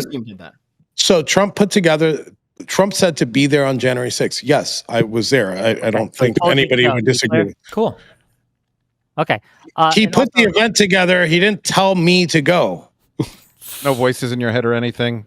Yes, there's no voices in my head telling me. Also, to Trump be clear, that whole Kraken thing, that started in November. Sidney Powell was fired in December by Trump. So that whole voter bullshit started. Jezdiah from Pondering Politics for $10 says, a WIC fact-checked the fella in the upper right-hand corner. Powell publicly talked about releasing the Kraken on November 17th. So there you go. So if we know that Trump was calling people there at least a month ahead of time, or around a month ahead of time, if we knew that he was telling people that the election had been stolen, that we had to fight like hell or we're going to lose our country, and then he sent a whole bunch of people to the Capitol. Because that's what people believed at the time, yes. Because he told them, yes. Yes, because he told them, right. So what? And then a riot just happens to break out, I guess, since we're saying who could have possibly foreseen that, right? And then if a riot breaks out, and then a riot breaks out, and then a riot breaks out, why is it not until after Ashley Babbitt is shot and killed that Donald Trump finally tells people to go home? Why would him and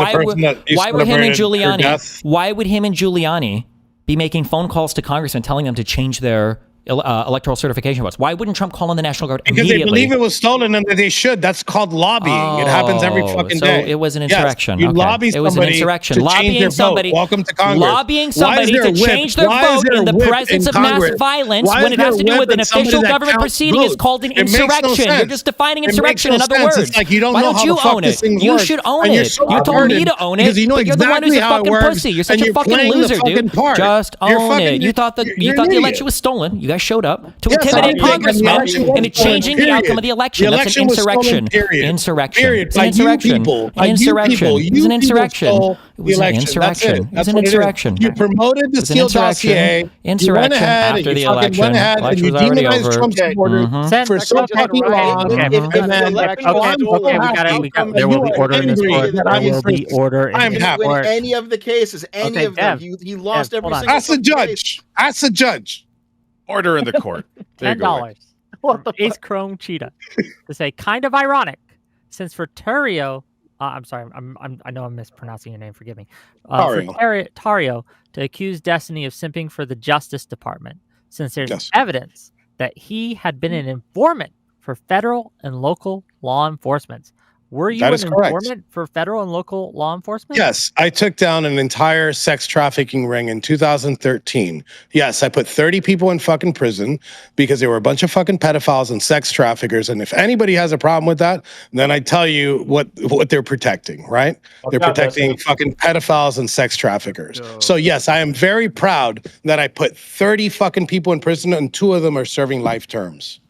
And I do it again. And every time that I find somebody that does some type of sexual assault shit or some sex crimes, like my buddy up there, Destiny, we'll put them in prison. And you know what happens to people like Destiny in prison? So just curious then. You know how they say that like 36... So you know how they say like 36 feds...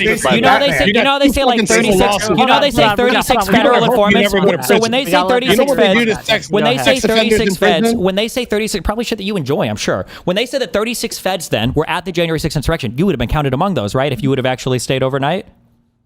I mean, I guess if you want to count me in there, yes. Yeah, that's but I did not inform. I went to trial. I did not inform on anybody on January 6th. You know what I did? I strapped my fucking balls in and I sat there with my fucking brothers and I went to trial and I got offered a sweetheart deal to lie about the president and I took 22 in the face. And you'd never do that for any of your friends. You fucking cool. You did the Roger Stone meme. You kept your mouth shut. You didn't say shit. That's crazy. So did you just admit that you had stuff that you could have given about Donald Trump or Roger Stone or whoever the fucking freaks you were talking to on that day. You decided not to because you were going to get rewarded for it by Donald Trump with a pardon. That's great. Thanks. That's a new thing I can add to my fucking dossier. No, I read your indictment. I read the filings in court where you got convicted of seditious conspiracy for the first time in how many fucking years in this country? Unbelievable. Yeah, keep hoping that you get persecuted for your fucking views and you go to prison. Well, if my views are that I should get to insurrect the government because I'm too fucking retarded to read a voter roll, because I'm too fucking retarded to not fall for fake news on Twitter, I hope I go to prison too, okay? Yeah, I'm sure. Is that what you enjoyed in prison? Is that what you like doing all the time? Found in the shower. Okay, hold on. We gotta take it from 11. We gotta bring it down to like an 8. Okay, just that's all I'm saying. So just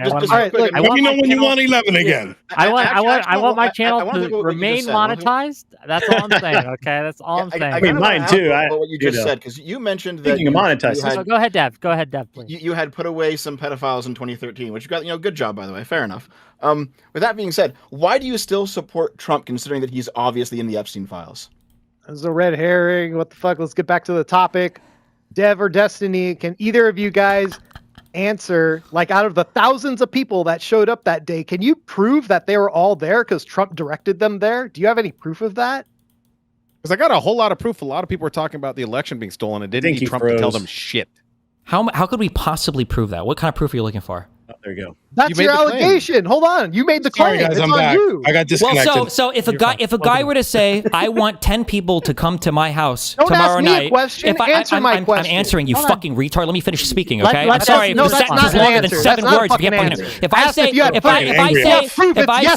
people, hey, fruitcake, shut the fuck up and let me finish. If I say 10 people come to my house tomorrow and 10 people show up at my house, maybe 11 or 12, maybe somebody brings a friend, and you say, can you better than 10 dudes come into your mouth, you disgusting fuck, okay? You're telling me that I can't prove. How am I supposed to prove that every single person that showed up was there because of shit? Bro. Maybe on camera, okay? Chill. All right? Hold on. Let me ask the fucking question, okay? Let me answer the question, okay? Let me ask the question. It's not crazy. I know it sucks. Dealing in the world of fact is hard for you motherfuckers, okay? How are you possibly supposed to prove that every single person shows up because, like, Donald Trump, he announced the event and people showed up for the event and he was a speaker for the event, and then they went there protesting under his name? I think it's safe to say that the vast majority of them, 99%, showed up because of him. Okay, that's a total. But I didn't. Hold on. My invitation did not say insurrection. Just real quick. My invitation said, "Hey, come to a rally." Just real quick. I want to make sure Kung Fu Joe, did that answer your question? Why or why not? Fuck no. No, it didn't. That was a total fucking dodge. That's in that case, Renee Good. I asked you very straightforward. Kung Fu Joe, I'll answer for you. Right, Destiny? I'll give you because your people are hyping up this whole ICE thing. So by your own account, Renee Good, it was good that she got shot in the face, that she deserved it, right? Why would I say that? Because of how you framed everything right now is, well, the president told everybody to go there, but he never pointed at anybody. But now you're demonizing ICE, and now the same thing happened on the other side. Wait, he literally pointed them to the Capitol. Because you said the same thing about Ashley Babbitt. You said the same thing about Ashley Babbitt was trying to break into a secured area where there were congressmen at the other end of the hallway and a Secret Service agent. To run over an ICE she didn't try to run over an ICE agent. She was trying to escape the scene. It's very obvious. She was trying to. She was very obvious. Very obvious. She was trying to drive away. She wasn't even armed. At least the other one was armed with a fucking Honda. Babbitt was trying to get away from an Antifa member named Zachary Alam. That's why she punched him in the face before going through the window. That's really. Yeah, really. His name is Zachary Alam. Yeah, he was an Antifa member. He broke the window that she crawled through. Absolutely. And she was forced the entire way. I heard there were 3 Antifa people that carried her all the way to the front of that protest, and they were all pushing her through that window. That's crazy, bro. That's insane. How many Antifa? It's so crazy that we've got thousands of different angles of video footage and everything else, and the best thing you could do is this Zach dude and Ray Epps. It's crazy how many instigators there were that just aren't on camera for some reason. That's fucking wild. It's crazy that ENRIQUE TARRIO here never mentioned anything about an instigator forcing the Proud Boys to go there. Isn't that kind of weird? It's kind of crazy, huh? We can address the Antifa thing. You can stop freaking out, and I can address the Antifa thing. Landon Copeland, an Antifa member, he actually gave a signed confession saying there were hundreds of Antifa there that he met with before. Wait, who? Landon Copeland. No, who the fuck asked, retard? This has nothing to do with what we're talking about. She tried to climb through the window on her own. We can all see it on fucking video footage. Nobody's pushing her fat retarded fucking ass through the fucking window. You're retarded. Sorry. Done. You're done. Sub 80 IQ. Mute him. Was she more dangerous than the woman driving the car? I want to give Dev wanted to answer Kung Fu Joe's question. If we can get back to that for a moment, go ahead, Dev. Answer the question if you'd like. Just refresh. Do you remember the question? What was your question? Go ahead. I want to know that if he has proof of like what percentage of people showed up there because Trump told them to be there. It was Trump announced the event. He was going to be there. He told people. So you can't. No. Hear me out. Because Trump did announce the event. Yes, he announced it several times on social media, and also more importantly, he retweeted. This got like over 100,000 likes. He retweeted Ivan Raiklin's tweet, where Ivan Raiklin said, "America, Mike Pence must do this tomorrow to defend our Constitution from our enemies. Big tech censorship, MSM censorship, corrupt officials at the federal, state, and local levels." And then it says, go to the, so yes, he's promoting these things. He's retweeting these things. At least some people who saw that ended up going. Yes, there's a connection. You don't know how many. You don't know how many. Hold on. Is it more than zero? Kung Fu Joe, obviously, please. yes. Just real quick. There were plenty of other motivations for people to be there than Trump. That were all. Kung Fu Joe, can you just acknowledge that perhaps at least a majority were probably there because Trump invited him? Can we just infer that? Absolutely not. Absolutely Why not. not? I think there's plenty of. Why is that unreasonable? Because I have a list of reasons why it's unreasonable. There was a lot of expanded mail-in voting. That's sus. That's one. The heavy-handedness during COVID under Democrats mostly. This list is things that mostly Democrats are responsible for. So in a way, you could say Democrats were responsible for January 6th because they pissed off a lot of fucking people. They pissed off a lot of people. Changes to election procedures without legislative approval, restricted poll watcher access in some urban counting centers, high voter turnout, and record vote totals. Are you going to tell me that all these other things on top of like a year of COVID, like heavy-handedness, is not going to make people suspicious, right, of the Democratic Party when they were pushing this shit the hardest? Why are they suspicious of the Democratic Party? We're asking, how many do you think, and I'm you getting don't have there. to give us an exact number, percentage-wise, showed up because Donald Trump announced an event and said, come to this event? Actually, let me ask you this, okay? So, Kung Fu Joe, are you aware that Turning Point USA was in contact with the Trump campaign to actually facilitate bringing people to DC for the event? And Charlie Kirk himself said this. He said that they were busing people in to attend this fucking event. Who the hell cares? That not them being brought in directly by Trump? My point is that there are thousands upon thousands of people there, right? And the thing that you guys are alleging is that they're all there because of Trump. I'm saying that's bullshit. We don't fucking know that. I never said all. What? Right. Okay, you can't even put a percent. Okay, put a percentage on it. What do you think it is? Can you even put a percentage on it? Honestly, no. 95+%, of course. If Donald Trump hadn't made the calls to be there, if Donald Trump had made the calls to be there, the people wouldn't have shown up. They're pissed anyway, dude. I would have. They were pissed. They were pissed. They were. You keep saying this. Yes, they were pissed anyway. They were pissed because of lies that Donald Trump was telling. They were pissed because of lies that Donald Trump was spreading. I can speak from experience here. Yes. Destiny, you don't know what the fuck you're talking about. Even if Donald Trump didn't say anything, he said on November 14th, and December 12th was not promoted by Trump, and there was tens of thousands of people on the ground on DC without Trump saying a fucking word. So we could stop. We could cut that shit off. We could cut that shit off. That has no merit. That has no merit whatsoever. And he needs that. He needs that as part of his narrative. It's part of his narrative. He needs that. He can't prove it. Destiny already. Look, you guys literally already said nobody even knew about the January 6th date until Trump called people to protest there. A November 14th protest on the night of the election makes sense. People were talking about this all over the place, independent of Trump, and they were pissed about the stolen election. Trump said, "Oh, I'm upset about, or we're worried about mail-in voting," and everybody's like, "Oh, well, let's keep an eye on that." And then, wouldn't you know it, a bunch of mail-in fraud. We're all like, "Oh, now we know." But there was no mail-in fraud, right? Never found any of that mail-in fraud, right? Okay, so just real quick, $10 from Josiah, Pondering Politics, to say multiple convicted January 6ers and many who pled guilty said they were there and did what they did for Trump. Check the court records. Dev can probably quote it verbatim. Can I address that? because that's what's called. People do that during what's called an allocution. It's basically throwing yourself at the mercy of the court. It's basically, I'm sorry, I was a bad boy. When it comes to federal sentencing, you have a sentencing guideline based on an arbitrary number system. If you accept responsibility for your crime, you typically get a 3-point reduction in your sentence. But if you show no remorse, then you can get a 3-point enhancement. It might sound arbitrary, it is, but that's a 6-point difference in your sentencing, and that can be a huge disparity in how much time you do. And especially when you consider most of these guys were like blue collar guys, or they had wives and families to get home to. They were trying to do whatever they could to get home the soonest. It's also why even more people took plea deals than actually put the government to its burden at trial. It's a humiliation ritual, not law.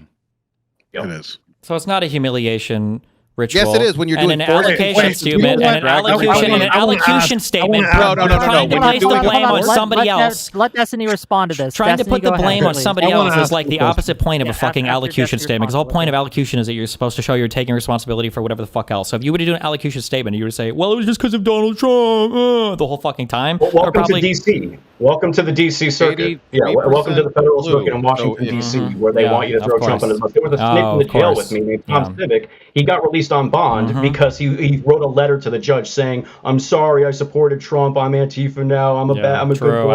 I'm sure. Yeah, all those corrupt judges, all the Antifa, Transtifa. Yeah. Why didn't they charge people in their hometowns, Destiny? Can I ask a question? Why did they charge people in their hometown? Why would you charge people? Because the crime happened in D.C. I'm giving you his name. Look it up. I'm giving you his name. Tom Civic. Look it up.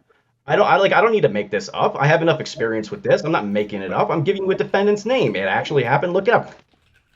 Actually, according to the NPR, yeah, but look it up. Tom Civic wrote a letter. His judge released him out on bond. His restrictions were that he couldn't watch Fox News and far right content. But he was saying that we were cult members in the jail because we sang the national anthem at night. That's what they expected. It was a humiliation ritual. Suck it. Yeah. So I got a question for Destiny here. Since he said that, I got tried by a member of my jury, I want to go back in a time machine really quick, and I want to give him the same example, and I want to see if he feels the same way. Pre-civil rights era, and even after civil rights era, in the South, specifically in Alabama, there was a lot of black African-American defendants that got sentenced to not life in prison, they got sentenced to death. And they went to trial, and ever since then, a lot of them have been overturned. But because the reason why they were overturned, it was because it was a white racist jury as members of the jury, which were clearly, and they had said that they hate N-words. So in that case, can you say that those people that got death sentences in the state, we'll focus on the state of Alabama, would you say that they got fair trials too? I would say probably not. Do you have evidence that the jury came out and was making statements like, I hate all Trump supporters and I'm going to convict all Trump supporters, or... Destiny, I have a couple of those examples that are worse. When the judge in my case asked, and three individuals did the same exact thing. Did any of the jury come out and say anything like this? Did the jury? Yes, they did. Members of the jury came out and said that we hate all Trump supporters. We're going to convict all Trump supporters. No, they said worse than that. Okay. They asked, do you know about Enrique Tarrio and the Proud Boys? And they said yes. Do you have strong feelings towards Enrique Tarrio and the Proud Boys? Yes. What are those strong feelings, and describe them? Nazis, anti-Semitic, racist, all sorts of things. Okay, based on those strong feelings, can you, as a member of the jury, judge this case, set those feelings aside and judge this case by the evidence and the evidence alone? Do you know what those three people said? Yes. They said no. No? They said no. And they said no. Why didn't your attorney get them thrown out? We did. We tried. Believe me, when somebody says that, we did try. The very next day and the day after that, those three members of the juries were put right back on the stand and asked the same question. And if you've ever been in that position, the judge sits on a podium this tall with a black robe, very menacing, and asks, "Are you sure?" And all three of them said yes the very next day. After already saying no, they said hard no, there wasn't no ifs, ands, or maybes. And they were allowed to sit in my trial. During the trial, the foreman of the jury, we protest Drag Queen Story Hour all the time. We asked if he was politically active. He said no. After the trial, actually months after the trial, months after my sentencing, we find out that this gentleman puts together Drag Queen Story Hours in the DC area, an area known for Proud Boys protesting Drag Queen Story Hour, and specifically one of his events. So people can hate me all they want, but the process wasn't fair. And this happened many, many, many times over. So I'd encourage you to rethink your position when it comes to I'm going to let my conviction. I'm going to let Destiny and Dev respond to that. And then I have Josiah really wants me to read these out. So once Destiny and Dev respond to that, I'm going to read something from Pondering Politics, Josiah, and then that's the order we'll go into. Go ahead. Well, I'm trying to find information about this Thomas Cibic guy who assaulted the police officer. Msibick. No, yeah, but are you saying you're saying that he got out on bond because he wrote some letter saying that he was Antifa now or whatever? I said Antifa facetiously. He said he was no longer a conservative or Trump supporter. He was a liberal, and that was I believe it should have been September. Would have been in September of 2021. What can I Google to find this letter or whatever?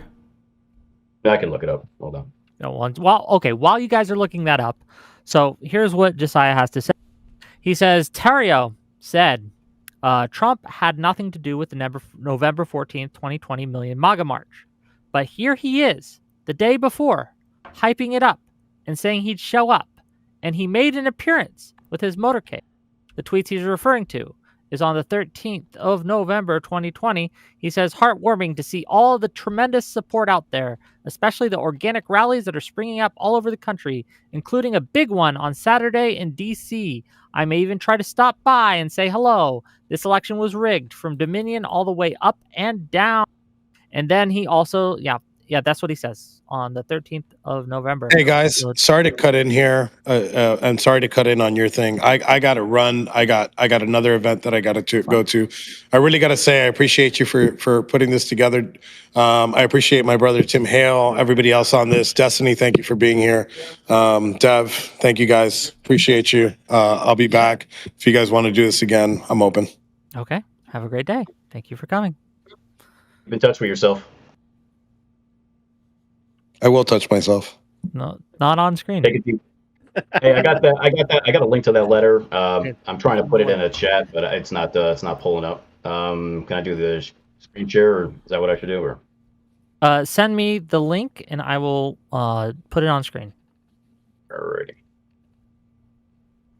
Just DM it to me directly, please. You got it. And now he freezes.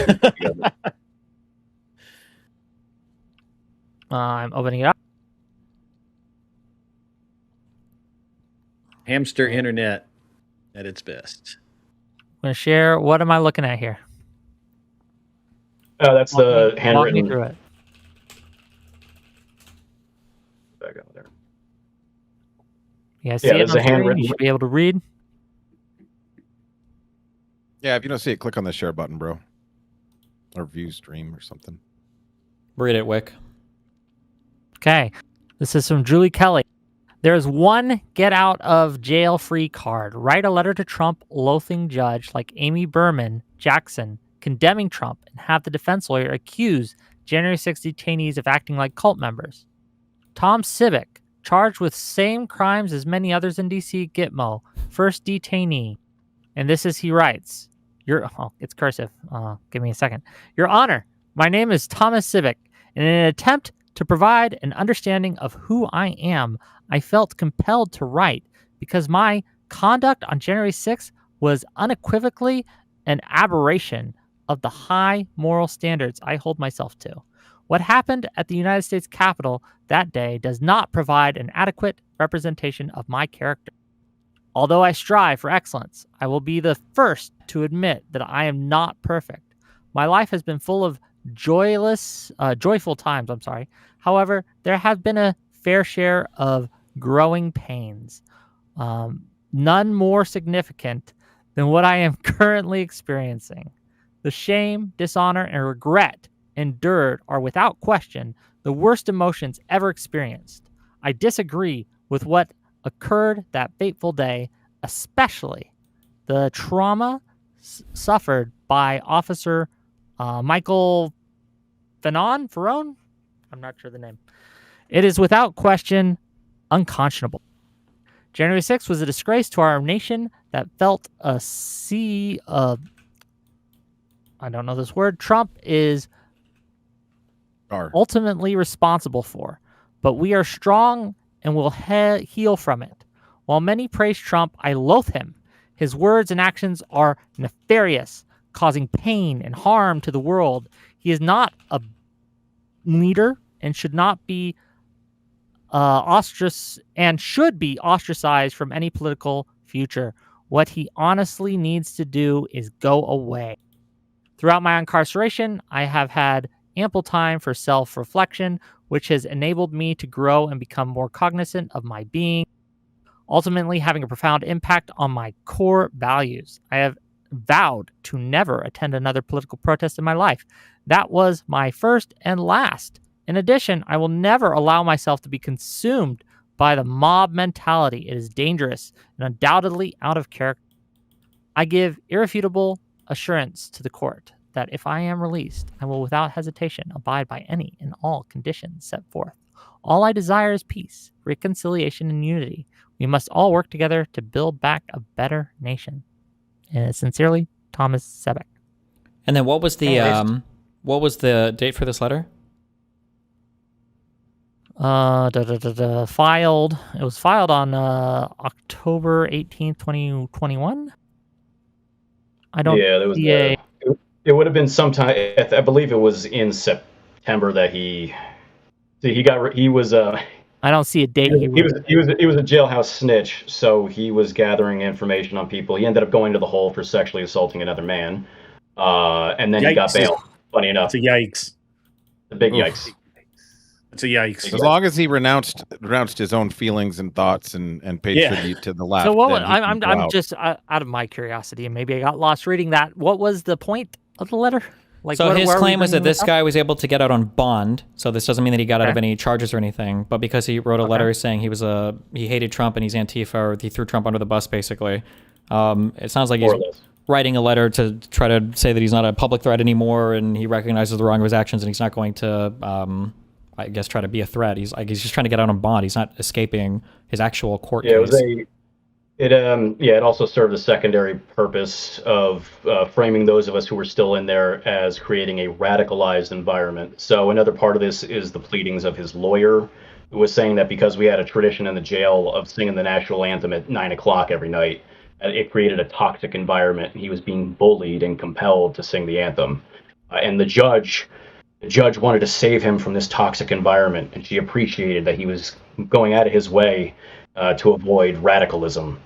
So that was that. He did end up getting a lower sentence than his co-defendant's head. Well, fuck, dude, you shouldn't have rioted then. What's that? You shouldn't have rioted then. What's that in response to? Every single thing that I've heard for the past 5 minutes. Like, I don't care about the sob story. You were there. You fucked up. You should still be in jail. You talking about him? What do you? So this is for fun. I'm just curious. Who published this? I mean, how did they get this letter? Who published this letter? That's a court file, dude. You could see the case file number at the top of the letter. So it usually would go on. Oh, so if you write a letter for bond or whatever, it'll be a part of your court proceedings. Okay, just curious. Yeah. Okay, gang, we are kind of circling the drain just a little bit here, just a little bit. Is there anything like that you guys think that we haven't covered yet that we should? I have a question for Dev. Oh, go ahead.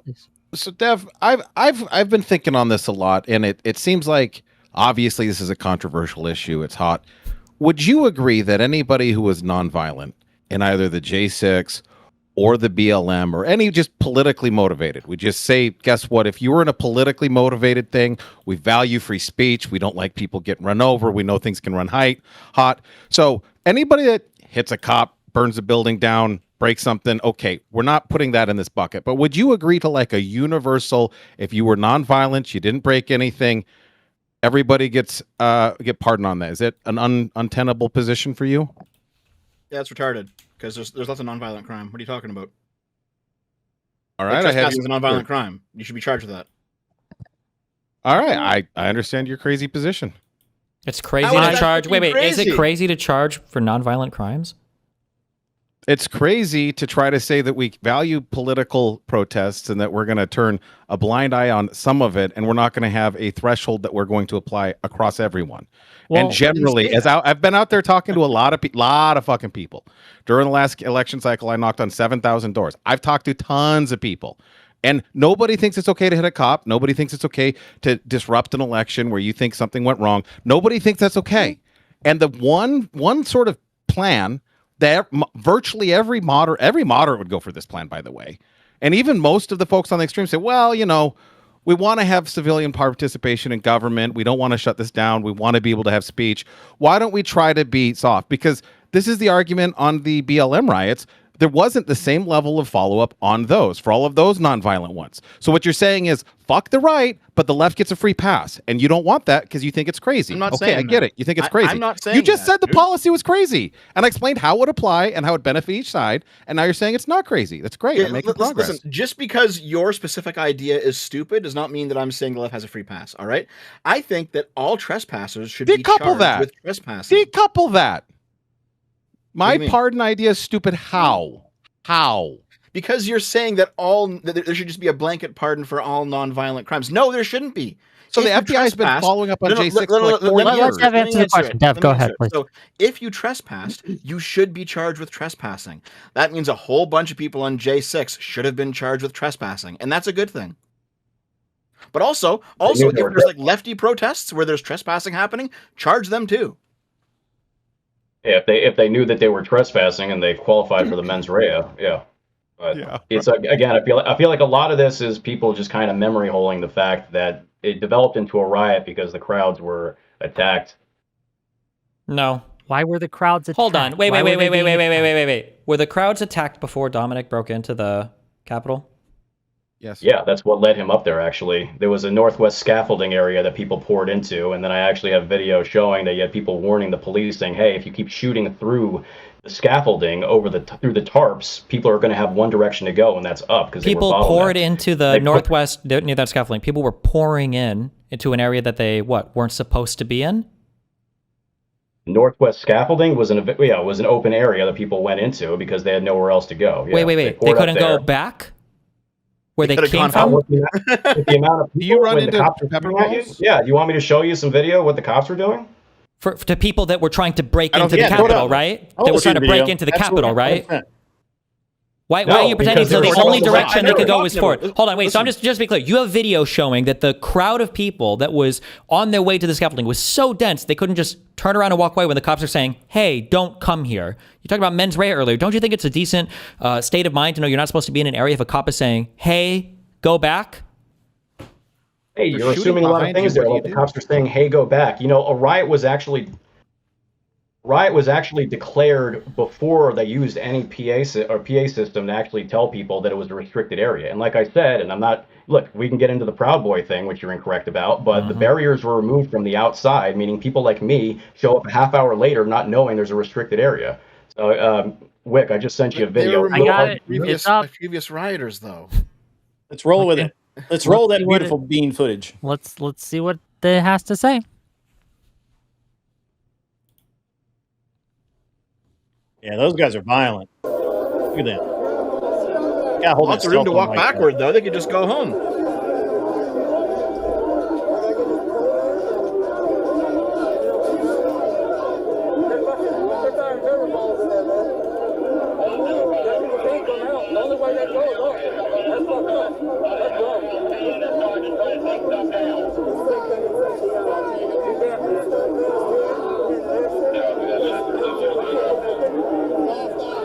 Yep, those are some hardcore criminals right there. What am I looking for here? Just FYI. Terrible. We're looking at I apologize for the sound quality. I had to record this in the jail using a Discovery laptop off of what am I looking for? tablet. You have to listen. Basically, this guy right here in the I guess it's a Carhartt. I don't know what that is, but with the black face mask, he's telling the cops as he's watching it that when they're shooting. So there's this northwest scaffold and it's covered in a tarp. When people go in there for cover so they don't get sprayed or shot at, the cops start shooting through the tarp and they start hitting random people. I'm gonna be real with you. I can't hear a thing this guy's saying. So if you pull up the tweet that it's from, it actually I wrote out the transcript there. So I do know where this is, and like this is at the third barricade. You do realize that, like the crowd has already gone through 2 barricades at this point, right? I'm aware of that, yeah. But what I'm trying to relay be here then, right? They shouldn't be here. But instead of jumping ahead, let's rewind. What did I say? People didn't know it was a restricted area. People didn't know they weren't allowed to be there. I showed up, for instance, a half hour after those barriers, the first 2 were taken down, right? So a lot of people are there with different mindsets and different perspectives of what's happening. I have my cell phone footage, and it shows that we're just standing around singing "God Bless America." I had no idea there was any breach at all. And so when they start shooting at people, not even at agitators specifically, but in the middle of the crowd, when they start body slamming old ladies with riot shields, people get incensed. Not saying January 6th was good. But what I'm saying is there's a broader context here for people who had no idea. I understand. But I have a question about your situation, though. So when you went through those first 2 overturned barricades, you didn't think to yourself, hey, something's going on here? I didn't see barricades. That's the problem. There were so many people there. It was like an ocean of people. I didn't see any barricades. And keep in mind, for the first crew that came through, a lot of them were removed. They actually threw some over like these stone walls that were through the walkways that connected Peace Circle to the West Terrace. So if you weren't looking for it, you very often were not going to see it. I mean, there's no other explanation than that. I mean, that's the truth. Yeah, nobody wants to hear it. Yeah, Dev gave me some video too. Let's see. And Dev, what am I looking for here? Oh, we're just gonna watch it. Just play it for a few seconds. We're good. Yeah. Turn on the audio too. We're trying to get compliance, but this is now effectively a riot. 49 hours declaring it a riot. So this is them breaching the 3rd barricade. Cal Police 1 advised they're trying to breach and get into the Capitol.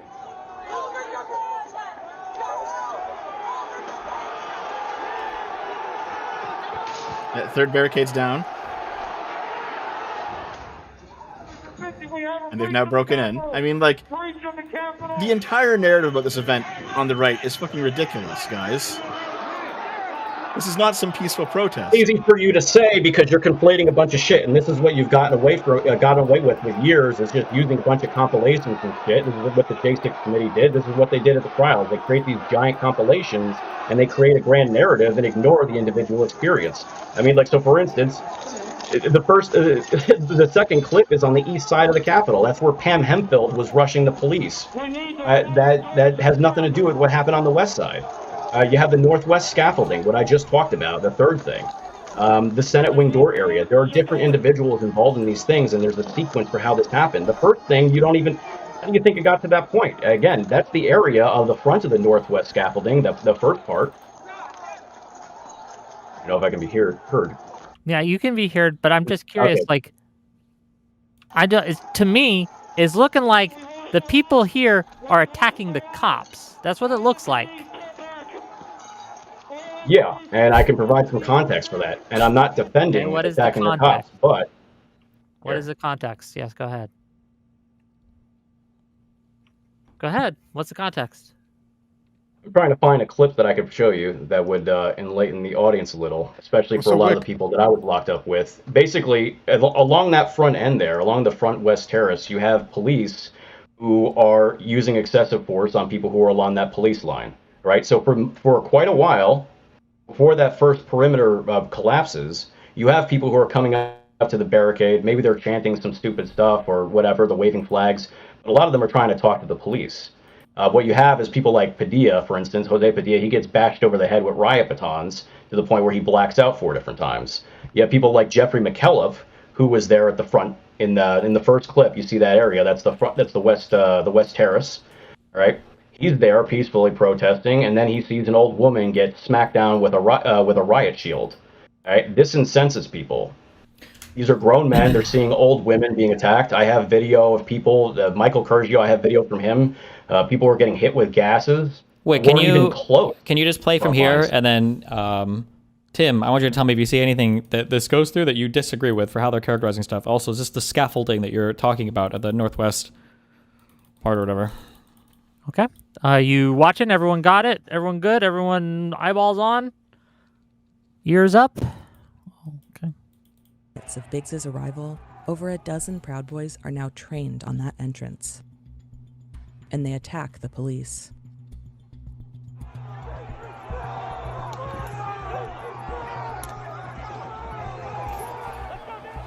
Is this the scaffolding? The crowd around them again. Yeah. Okay, so for the scaffolding, so this is where the police are being attacked for them to gain entrance to this area. Okay, go ahead. Yeah, this is the white area here. This goes around. This is like a construction site. Yeah, I see. Yeah, they're getting ready for the inaugural address. Yep. All right, so people pour into here. After the cops are attacked. After the cops are attacked here. Yeah. Cops start shooting through the right here, this tarp here. Right. After people are breaking in because they're attacking the cops to fight through this. Yes. And a lot of them are pouring in there because they're getting sprayed and maced. You ready for me to continue? Yeah, keep going. Okay. Kicking off a fierce 20-minute battle for the scaffolding. It's the closest yet the mob has come to the lawmakers inside, who are still in session. Again, Proud Boys stay at the front.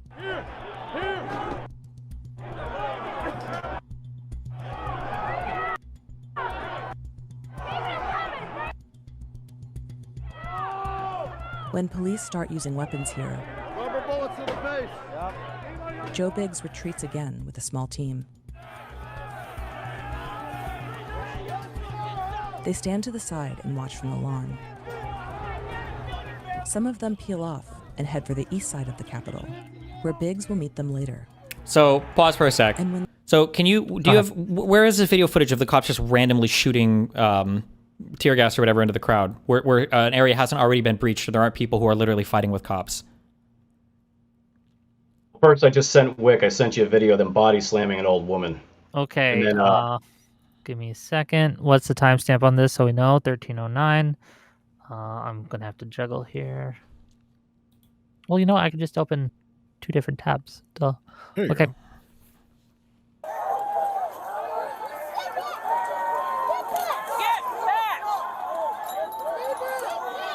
Wait, real quick. Can you go back for a second? Did that lady run up and shove the cop? More.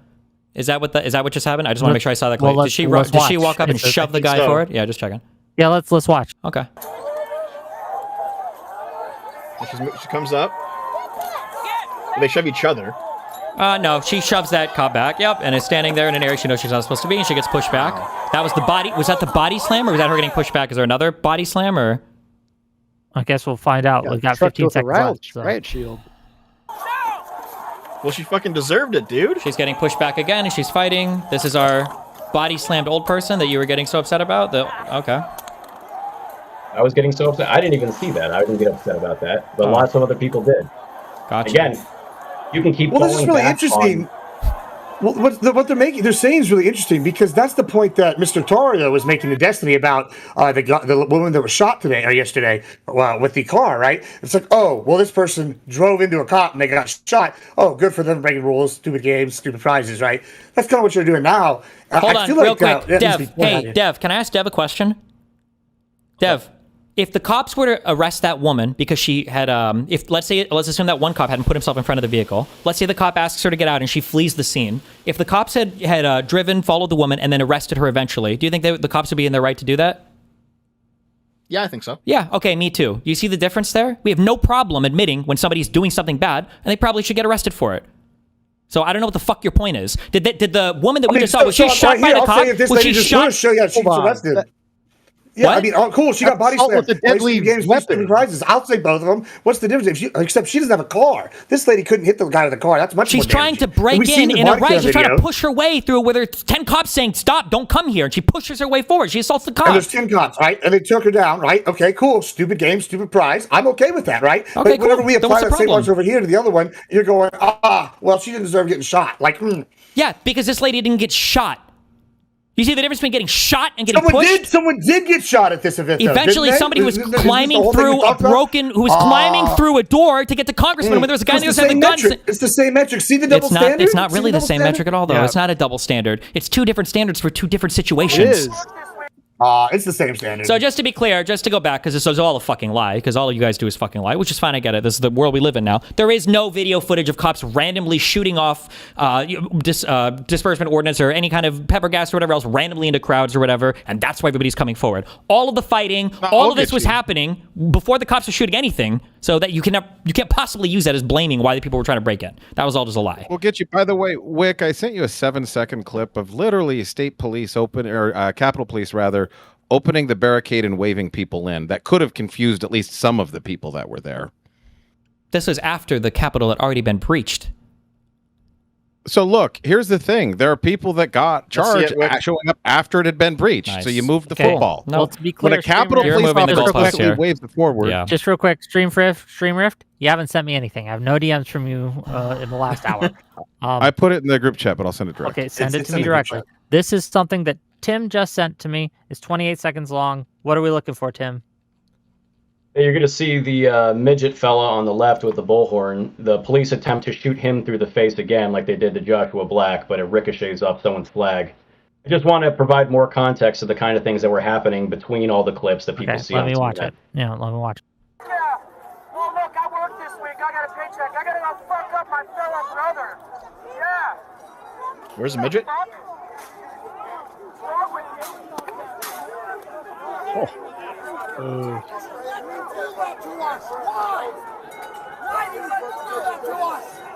works for the people. Why can't you?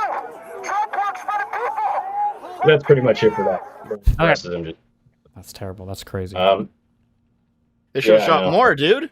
Disperse those crowds. Get them the fuck out of there. Okay, this is from Stream Rift. There's no audio on this that I can see. I don't think there is. It's very brief.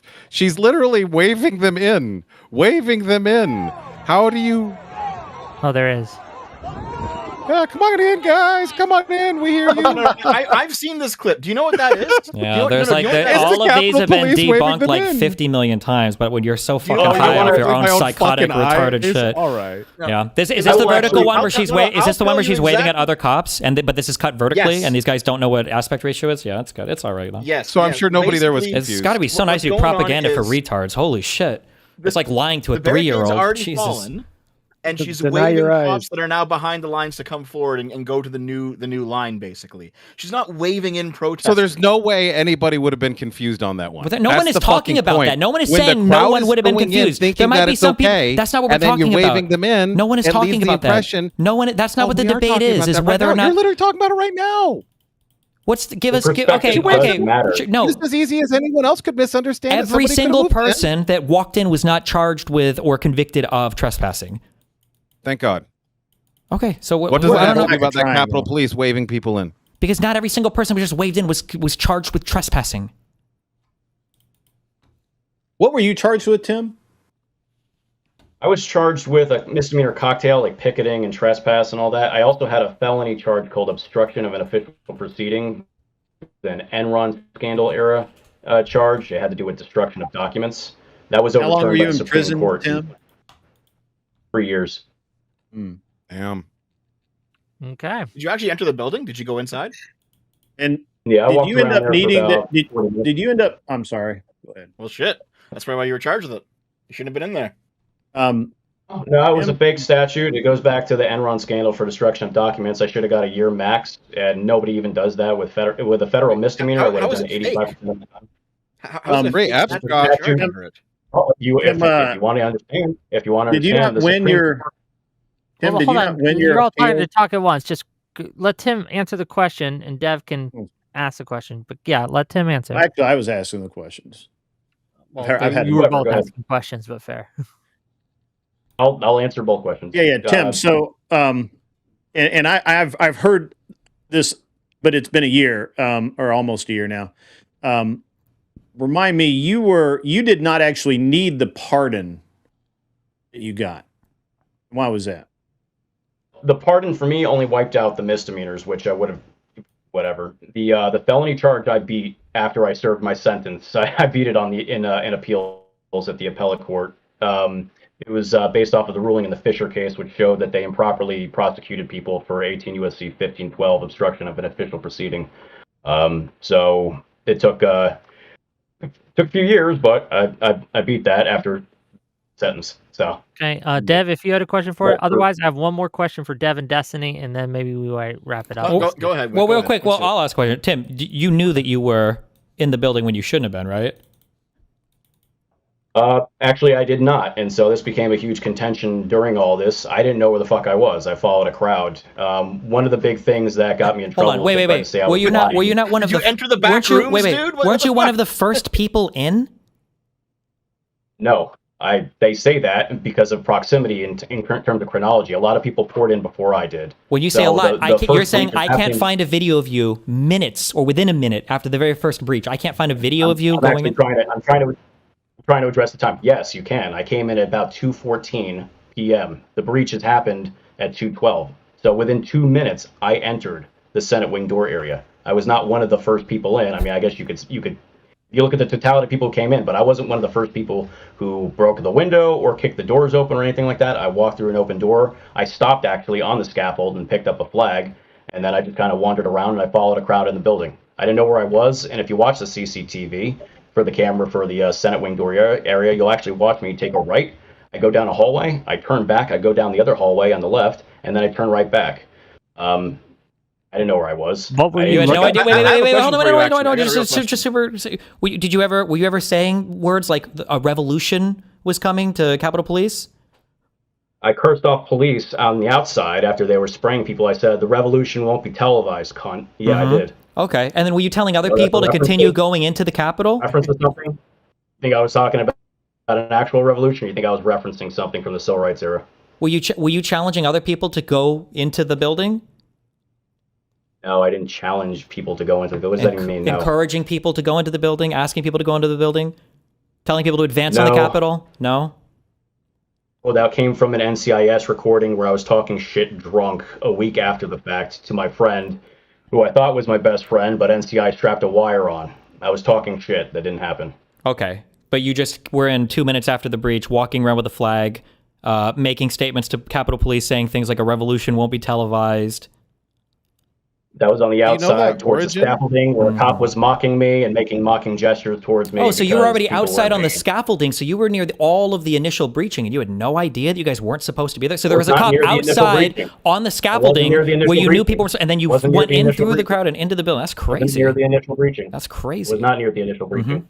Okay. Yeah, it's crazy that you can't listen. That's just crazy that you were so close to all of the initial breaches. You had no clue. You were just being carried along with the crowd. Just insane. You're just carried along with the crowd. I do have just one question for you, okay? Go ahead. Yeah, I say now. You should tell the truth, yeah? Oh, that's crazy. Now I can't believe that, yeah? Okay, Tim, I have one question. This is just for me personally, okay? Sure. What are the strength of the maglock doors in the Capitol building? So I actually know where you're going with this, and you're actually right. I actually did some prep on this. I watched your previous debates. Those doors are, there may be some magnetic element to it, but yes, I know that it's a fire lock. If you push it, yeah. If you push onto those doors and you hold onto them, they'll open up. That's not. Thank you very much. I appreciate that. Oh man, that dude's gonna kill himself. Artemis. I would say, to provide some other context, the man who does that, I'm not alluding to him being some fed or anything. He's a man named George Tenney, and he was in a previous stream I've seen you guys on. It was alleged that he was probably talking to another rioter. He was actually talking to Capitol Police on the level above. There's a crosswalk above, and we don't have the audio. But in George Tenney's trial testimony, he says that he was speaking to the police and they informed him on how to open that door. And there is CCTV, again, no audio, showing one of the white shirt officers right in that same area. So that did happen. I agree though, and you are correct. Magnetic thing, that was some early, I'm not going to say disinformation, but that was an early rumor. Even my lawyer believed that. My lawyer represented one of the Oath Keepers as well, so that was something that people believed. It's not a real good talking point, though. It's not really relevant. Well, yeah, I mean, it came from the Twitter account called Swank for America, who was a lawyer for the Oath Keepers, so that guy probably just made it up and then it spread around. But are you claiming that the person that he was talking to above was actually like a Capitol Police? Was he the insider? Is that what you're saying? Are you saying the police officer's the insider? Is he there? Hello? Broke up there. You said, was he? Oh, he froze. Okay. Yes. Welcome back. Are you claiming that like the police officer who was on the level above talking down to him, he was the inside job guy that was letting him in? No, well, it was a woman. I'm not claiming that. George Tenney claimed that in his trial, and CCTV corroborates that there was a woman there. And then, if you look at it, yeah, I mean, it does look like that. He's not able to do it. You know, oh, what's the? He points up, he talks to someone, and then suddenly after that, he knows how to open the door, even though, granted, there's a sign there. So yeah, I mean, I believe that that's what happened. I have no reason to deny but that's or someone's to doubt it. police officer, though. The Capitol police officer. I don't know what her exact rank was. She was a white shirt, so I imagine she was some form of upper brass, not a patrolman. Okay. I do have a question for Destiny and Dev, and then I want to let the rest of you ask questions to them too, if you have them. But I'd like this to kind of move it a little bit to what we were initially talking about. So, do we see? I guess it's a two-parter. Do we see a problem with the official White House website putting out their version of events like this is? And if you do, what needs to be done about this? Like, what exactly is the problem, and what do you recommend or advocate is done? Go ahead. I mean, the whole narrative is just a lie from start to finish. Trump wanted it. He called the people there. When they were there, they marched. They were violent. They insurrected. They managed to delay the vote. When the vote was delayed, him and his little cronies were making phone calls to congressmen in order to try to get them to change the outcome of the election. They refused. Pence refused. Eventually, Ashley Babbitt gets shot. The National Guard finally shows up. Trump, who shows himself to be so strong and able to deploy the National Guard to states that don't even want them there, for some reason was impotent for hours, watching everything unfolding on TV, was tweeting out, basically harassing tweets towards Pence and everything else. And it wasn't until after Ashley Babbitt was shot, hours later, Trump finally tells people to go home when he realizes his little insurrection plan failed. I mean, all the evidence of the day supports this 100%. I don't know why. What is the answer to, like, why didn't Trump immediately demand the National Guard go there to stop the rioters? Was he not worried that it might make him look bad or anything else? Because he wanted it to succeed. That was the goal. Didn't he ask for the National Guard beforehand? Yep. Mm-hmm. He made that as a slight suggestion, but this was weeks beforehand. There's not a slight suggestion. This is the thing. Hold on. Who do you think? Hold on. Who do you think? Trump does good. Yeah. But when Trump does things bad, it's called understanding things. It's called understanding things. Doesn't Donald Trump have the sole authority, the ability to deploy the National Guard to DC if he so wants, if he demands it? You think bringing this up casually in a conversation is the same thing as saying the National Guard will be there? Can anybody say no to Donald Trump on that? Because I thought we just watched Donald Trump forcibly deploy the National Guard not to just DC, but to several states.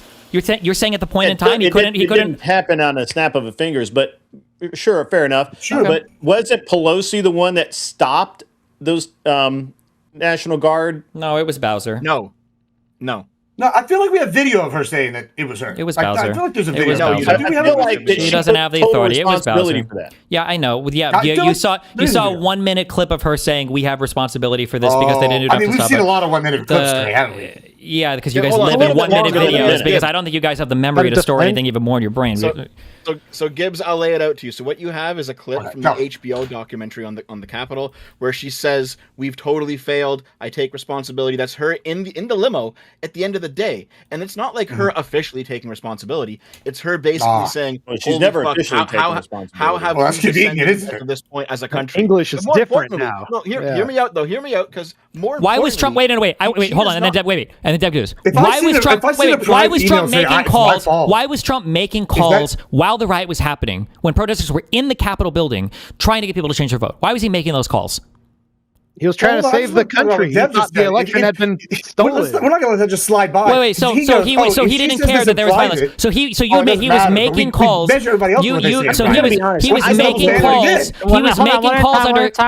He was making calls under the threat of violence to get congressmen to do something different, to change the outcome of the election. Yes. Yeah, there's no proof of that. No proof of what? No proof of what? Wait, no proof of what?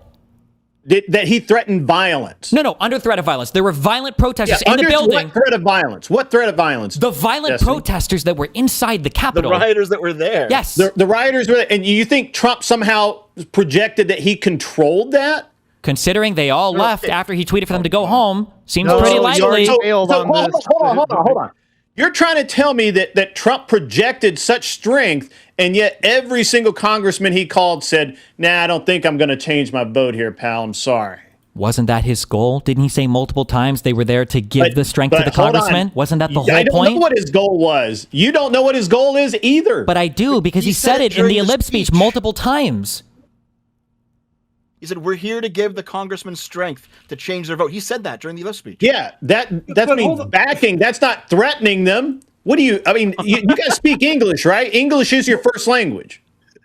Yeah, so that's not the threat. The threat is when the violent people are inside of the Capitol rioting, and then you're making an ask for them to change their vote while violent people are inside the Capitol. Yes. But he doesn't control those violent people. They're there for him. They're there for him. The problem that you're saying is that this is a very interesting thing. Because let's just say for a minute that I am a violent person and I control violent people, and those violent people have a gun to the head of someone's loved one. And I say, you're going to change your vote, or else my violent person is going to do what my violent self tells them to do.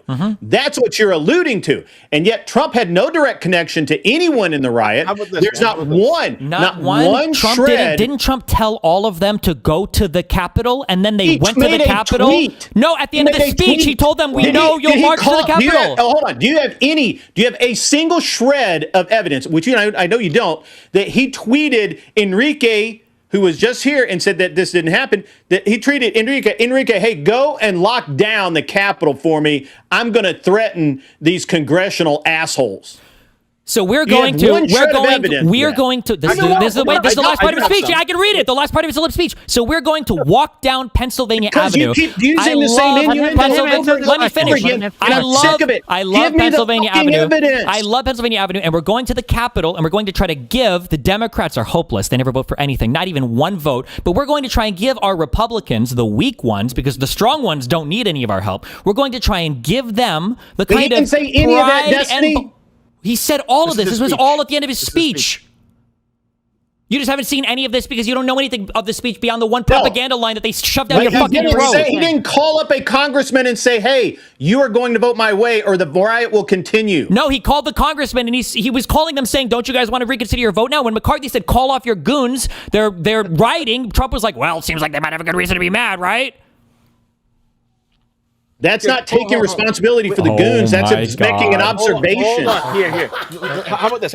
Let's say. Go ahead, Dad. Let's say that like a friend. There's me and another guy. Has to be studied. We come up to and we walk up to you, and the other guy says, "I'm gonna fucking shoot you," and then I say, "Listen, I'm not connected to this guy at all. I've got nothing going on with this guy." And then you ask, well, "What does he want? What does he want from me?" He's like, "Well, he wants you to do what I say, but I'm not connected to him. If he shoots you, it's not on me." Like that's what you're alleging is. That's what's going on here, man. That's what's happening. You didn't understand a single word of that, did you? It just kind of. I think that's the longest. I think Michael Phelps can't make that fucking word. It was a word salad. How about this? Here, you asked for a more direct connection. Okay. Yes, please. Do you know about the whole Michael Flynn thing? Yes, I know about the Michael Flynn thing. You know that Michael Flynn had basically a paramilitary group around him called the First Amendment Praetorians, and they were there on January 6th. And Michael Flynn was part of Trump's. Yes, and you know that and we know that the Oath Keepers were there to protect Roger, whatever the fuck his name is. What does that have to do with the price of geese in fucking China? Nothing. You're asking for a direct connection. I'm asking for a direct connection between Trump. And the people who controlled the rioters were in Trump's inner circle. That's the fucking connection. Listen, no, you're so stupid. Okay, so produce a single cell phone call, text, email, note, X post, anything telling Michael Flynn, get your boys over there and do fucking work. This is the problem is when we do have evidence of like the opposite, like the Pelosi clip, right? Okay, boom. You go, oh, well, that was something said in private. Well, okay, cool. What's the fundamental difference between somebody recording the Pelosi clip? That is what he said. He said it's in the background. I didn't even get a chance to finish what I was saying about Pelosi. Oh, okay. You guys think that it was Pelosi's fault, but do you even know why you fucking think that?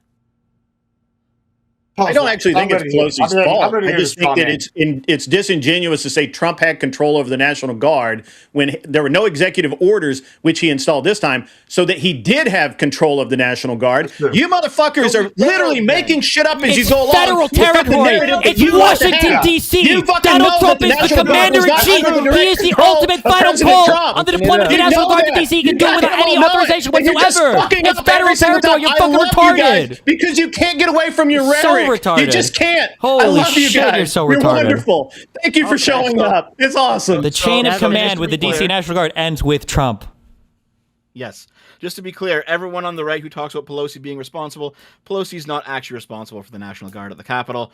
This talking point comes from the fact that the Capitol Police are controlled by a 3-man board, which consists of the Sergeant at Arms of the House, That's not the foundation of the claim. Shut up. The Sergeant at Arms of the Senate and the Architect of the Capitol. Pelosi, as House Speaker, can appoint one of these 3 positions, only one, not the other 2. And after she's appointed him, she can't actually control what he does. So no, it's not, even if the leader of the party she doesn't control it. She's the leader of the party, and it's her appointee. Hold on. Who holds the leash? Gibbs, who holds the leash? Gibbs, please. Do you the understand 3-man board holds the leash. You're saying that. Hold on. You're saying. Hold on. Please. This is stupid. Gibbs, please. My God, you're saying that. Oh, obviously Pelosi didn't have to directly ask him to do it. It's obvious. That's what y'all are saying about Trump. When we go to Trump, it's like, oh, that's my whole point, Wick. Thank you. They don't. Thank you. That's my whole point, Wick. You're trying to eat your cake and have it too. No, Wick. That's the whole point. I've been trying. Hold on, Wick. I know that you're trying to preempt the point because they haven't been able to get past it. I have been making this point the whole time that it's a double standard. It is a double standard that they keep holding these people to. With Trump, it's got to be specific. We have literal direct tape with Pelosi in this situation, taking some responsibility for this. We don't have any of that with Trump. But however, we're supposed to imply these things about Trump. Yeah, and it's a double standard. We can imply it about Trump. We don't need video of Trump taking responsibility of it. No shit. Trump doesn't. No, we don't need it because it's in his job title, you fucking retard. He doesn't have to say, I have responsibility for this. He's the commander-in-chief. It's federal territory, and it's the National Guard of D.C. He doesn't need to say anything. Also, Trump would never take fucking responsibility for literally anything. No, he's never needed to. He takes responsibility for Operation Warp Speed? Now. He doesn't need to take, he doesn't have to say. Job title. Let's make a little more money. And I'll try to get. Look, I don't think I get to all the chats tonight, but I'll get to some of them. $5 from Soy Pill to say the revolution will not be televised. The revolution is also a peaceful protest, and we are all allowed to be here, not hurting cops or trespassing. $20 from Pondering Politics to say the D.C. mayor nor House Speaker are in the National Guard chain of command. They can't order the National Guard's deployment nor prevent it. MAGA. Why did Trump not order the Guard to be deployed during the 3 hours we watched the riot unfold? My understanding. I don't know who's MAGA on this panel. I'm not specifically MAGA, but maybe somebody else is. I'm 90%, 70%. Hold on. Who here voted for Trump? I mean, 3 times, one every time. Okay, then you're MAGA. Go ahead, answer the question. That's the definition they use. I don't accept you voted for Trump. Oh, bullshit. I'll just ask you a question directly then. I'll ask it to you directly. How come Trump didn't deploy the National Guard throughout the entire thing? Well, they actually have the timeline. Hang on, I had that up. Where was that? I think it's here. But why didn't he do it, though? All right, so I don't know. I'm not Trump. Why did okay? Okay, fair enough. Hold on. Hold on. Failing on his part to not do it. Hold on. So, do you think it was a failing on his part to not do it? I think it was a failure on Nancy Pelosi and the arrest of the organization who prevented it from being the National Guard from even being there in the first place. Take a guess? No, how can she prevent it? What do you mean prevent? How can Nancy Pelosi prevent the National Guard from being there? At that time, Trump did not have the executive authority that he does now to order the National Guard out, which is one of the first things he did when he got into office this time, because he saw what happened the last time.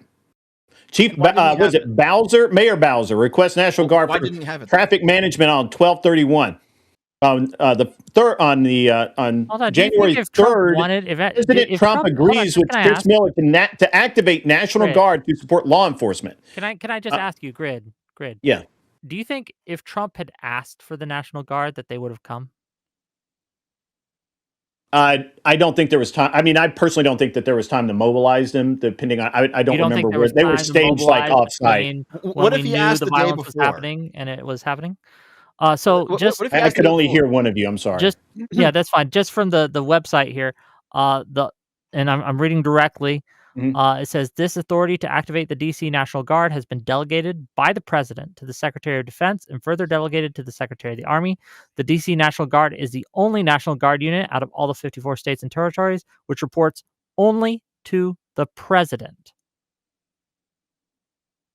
And this I got a question about this National Guard thing since the 1800s. So Dev, can I ask you something?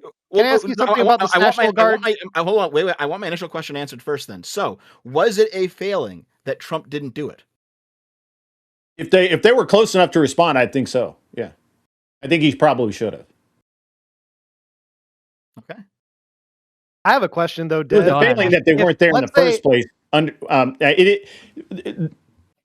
I've heard the rhetoric that they didn't expect the attendance they had, and that's why they weren't really prepared with the National Guard. I don't know. Tim, who was actually there, could speak better to that than I could. I wasn't there. So I don't know. I think it was a failing not to have the National Guard there with as many people as they had on site. I don't think the Capitol Police were equipped to do it. I think that even the Capitol Police were not there in sufficient numbers for the amount of. Does anyone else? Why is this? Crack at this question of why didn't President Trump, who again, as we just saw, has sole authority of the National Guard, why didn't they call up the National? Why did just to be clear? The answer is they didn't for the same reason why there were no National Guard there when there probably should have been. It's because nobody knew that Donald Trump was going to tell all of his supporters to go march on the Capitol after his speech. They didn't know that, and Trump knew that, and Trump wanted that. That's what he wanted. Trump wanted to go to the Capitol afterwards. That was the whole goal. That was the plan. He was happy they were there, and he was happy that they were rioting. If Trump had called in the National Guard and then they had taken like a long time to mobilize and get there or whatever, would that have saved him from what you guys are accusing him of? It would dramatically change the outlook. If as soon as the riot started, Donald Trump was taking actions. Donald Trump was taking actions. Donald Trump was taking actions to change the National Guard to throw the coup officially. That's what they would say. They would say he mobilized the National Guard to guarantee. That's what they would say. Yeah, that's the angle. So let's not play the game. You see how you guys are all getting hyped up? You see how you guys are getting hyped up? You see how you guys are all getting hyped up on imaginary positions? You're projecting your own partisan bullshit onto us. You're projecting your partisan bullshit onto us. And you're excited. You think you just owned a position that nobody even holds here. No, that is your position already, because you go, oh, he's implied that we're going to have all these people go down and take the Capitol. If his next thing is to go, let me call the National Guard, y'all going to go, well, I wonder why he's doing that. He's probably doing it to guarantee that those guys are safe and make sure that they get Pence. We all know they would do that, and you're lying if you're saying that you wouldn't be. You would have cried harder. You would have cried way harder. No. Yeah, I'm not saying that clear. at all. I mean, you wouldn't have cried harder. Side knows you would do that. I'm not lying to you. No. Listen. If Trump took steps as soon as listen to me. If Trump took steps as soon as violence broke up to try and stop it, I would give him credit for that. Bullshit. Absolutely. He did. Absolutely. They shut him down on X. The fucking Twitter files make it very clear. Wait, what do you mean he shut him down on X? The fourth branch. What do you mean he shut him down on X? Doesn't want to go. Well, they terminated his account. No, wouldn't let him continue. I thought you meant. Because he encouraged a violent insurrection, of course. Yeah, because he said go peacefully and patriotically, and that's fucking retarded. Why do you only quote that one part of the speech? What about the fight like hell? Why do you ignore that they shut down his ability to speak when he was being peaceful? He was banned for inciting a violent insurrection.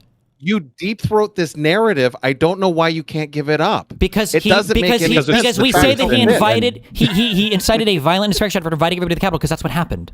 We don't have the narrative is just truth. You're so delusional. You think that they needed Trump to say. You needed Trump to go protest. Fucking people were angry. They were angry because of lies that Trump told. Because of lies that Trump told. Yes, that was part of the plan. Why no shit. Can I ask you one question? Can I ask you one question? Yeah. Why the fuck do you collapse every person that agrees with this protest into a one caricature monolith?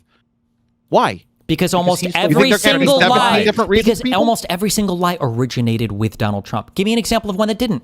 I'll wait. Of lies that didn't originate with Trump? How about I give you a better Stay on give me an example of a lie. No, you said they were there. You said they were there for a ton of different reasons. Give me one reason that didn't come from the Trump camp. Give me one reason that didn't come from the Trump camp. 95% of people went there because Trump said so. And your argument for it, and I'm saying, look, I don't even need the evidence. What's your argument? Let's weigh out the argument. Destiny's a bright guy sometimes. Maybe he's right about this. Sure. Here's my argument. The entire social media communities were fractured into a bunch of different groups. Give me an example. One example. Give me one example. Look, come on, Give me an example. Just one example. You have so many. You should have one example. Just one. One example. You got a folder full of 4chan memes. You don't have an example of Give me one example of a reason why somebody went that didn't originate from the Trump camp. Just one. One example. Jake Chansley. The QAnon shaman. That's the one. Is that a good one I can use, or do I have to use another one? The QAnon shaman was calling people to the he was calling people to the Capitol? What? So your claim was that Trump was telling people they had to go and protest. My claim, and you said, well, people there were for other reasons, and I said every reason is a reason that ultimately came from Trump. So when you guys say, well, they were just there because they were mad about they didn't have to. No, I'll answer.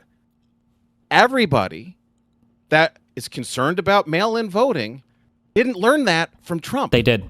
And a lot of folks were concerned about mail-in voting. No, because of Trump. There's a whole wide... Because of Trump. Where did they learn it from? The only way anyone can learn about... Yes, because of Trump. Yes, because of Trump. Trump said that mail-in Trump. ballots were going to be rigged 6 months ahead of time. We can short circuit this. And no, MAGA can't think for themselves. That's why you guys repeat every single fucking talking point you get from Trump. Yeah, there we go. Yeah, there we go. Okay, order in this court. If you guys, this is to Kung Fu Joe's Dream Rift to that side, to Tim, all of you. Can you show me someone in the right-wing influence sphere, or just anyone who was crying foul about mail-in ballots before President Trump was? If it did not originate with Trump, there should be someone. Isn't it crazy? We can point to. We can literally point to. Are you asking if anybody like other than Trump was saying the mail-in ballots thing before Trump said it? Yeah, lots of people have been saying that for like decades. Okay, can you name one? Like, do you remember the Bush election? Gore and all that? Yeah, Gibbs. Bush and Gore, that didn't have to do with mail-in ballots. Are you serious? No, they did come up. It did come up, but not for the fraud. Admiral Gibbs, Roger Stone orchestrated the Brooks Brothers riot to fucking storm and stop the certification in the exact same way, and registered Stop the Steal way back in 2016 because they knew this was a narrative they were going to go with before any of this fucking happened. So yeah, if you want to go back to 2000, this has been their plan and their MO the entire fucking time. Yes, to delay legitimate elections. Roger Stone orchestrated both of these things. Do you even know what the Brooks Brothers riot is? No. Are you asking me? Yes, you. No, yeah, I know. I don't know the Brooks. Okay, yeah, you've never heard of it because you don't know anything. How about you, Kung Fu Joe? I do know things. Listen, I mean, I can just take a random fact. Sorry, go chat GPT it and go learn about it. You fucking. I'm not going to go chat GPT it. That's not what I'm going to do here. Listen, I can pick something random and go with that. But yeah, we've had issues with mail-in ballots for longer than 2016. Stealing of 2000 and tried to do it again in 2020. Roger Stone did that. Okay, let's just grant stories on track. I still want something that before 2016. You do need somebody. Yes. No shit. You guys are drones. You're NPCs. You're indistinguishable from pre-programmed robots. I literally gave you a tie-in to the EM ballot. You need somebody to tell us how to think. We have little evidence that happened now. I'm not controlling anything, Wick. Good luck, buddy. All right, now that I'm in control of the stream, everyone drop every single slur. No, I'm fucking kidding. Go ahead. Yeah, I mean, there's one quick question to point on. If you guys are so unique, then just give me one talking point for why people went to J6. One question. Didn't come I'll from Trump. listen to you for like 10 times when I say, how fucking stupid do you think we are? Which I know it's a lot. It is. That we have to be told if you mail a ballot, it might be manipulated.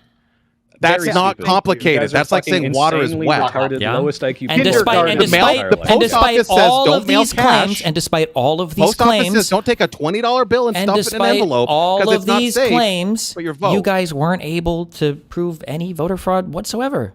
Yeah, the Dems are great at fraud. Years later, they're great at fraud. Okay, just curious. If the Dems are so great at fraud, why were they able to rig? Why were they able to rig 2016, but they weren't able to rig 2020? No, because there's no COVID. Or 2024. Why were they able to rig? Sorry, why were they able to rig 20? They needed COVID.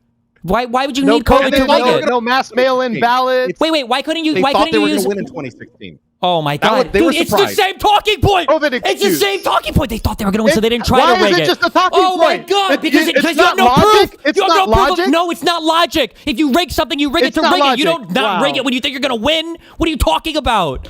They didn't rig it enough. What they do with these scams is they'll sit there with a bucket of ballots. Oh my God! All roads lead to Rome. It literally doesn't matter. It's the same. I can do both sides of this debate. You're fucking retarded. It's every stupid talking about. You have no proof for anything. The Democrats were on steroids during COVID because they could nerf and silence and fucking shut down anything. Donald Trump was president. How could the Democrats do when Donald Trump was president? He was the president of the United States.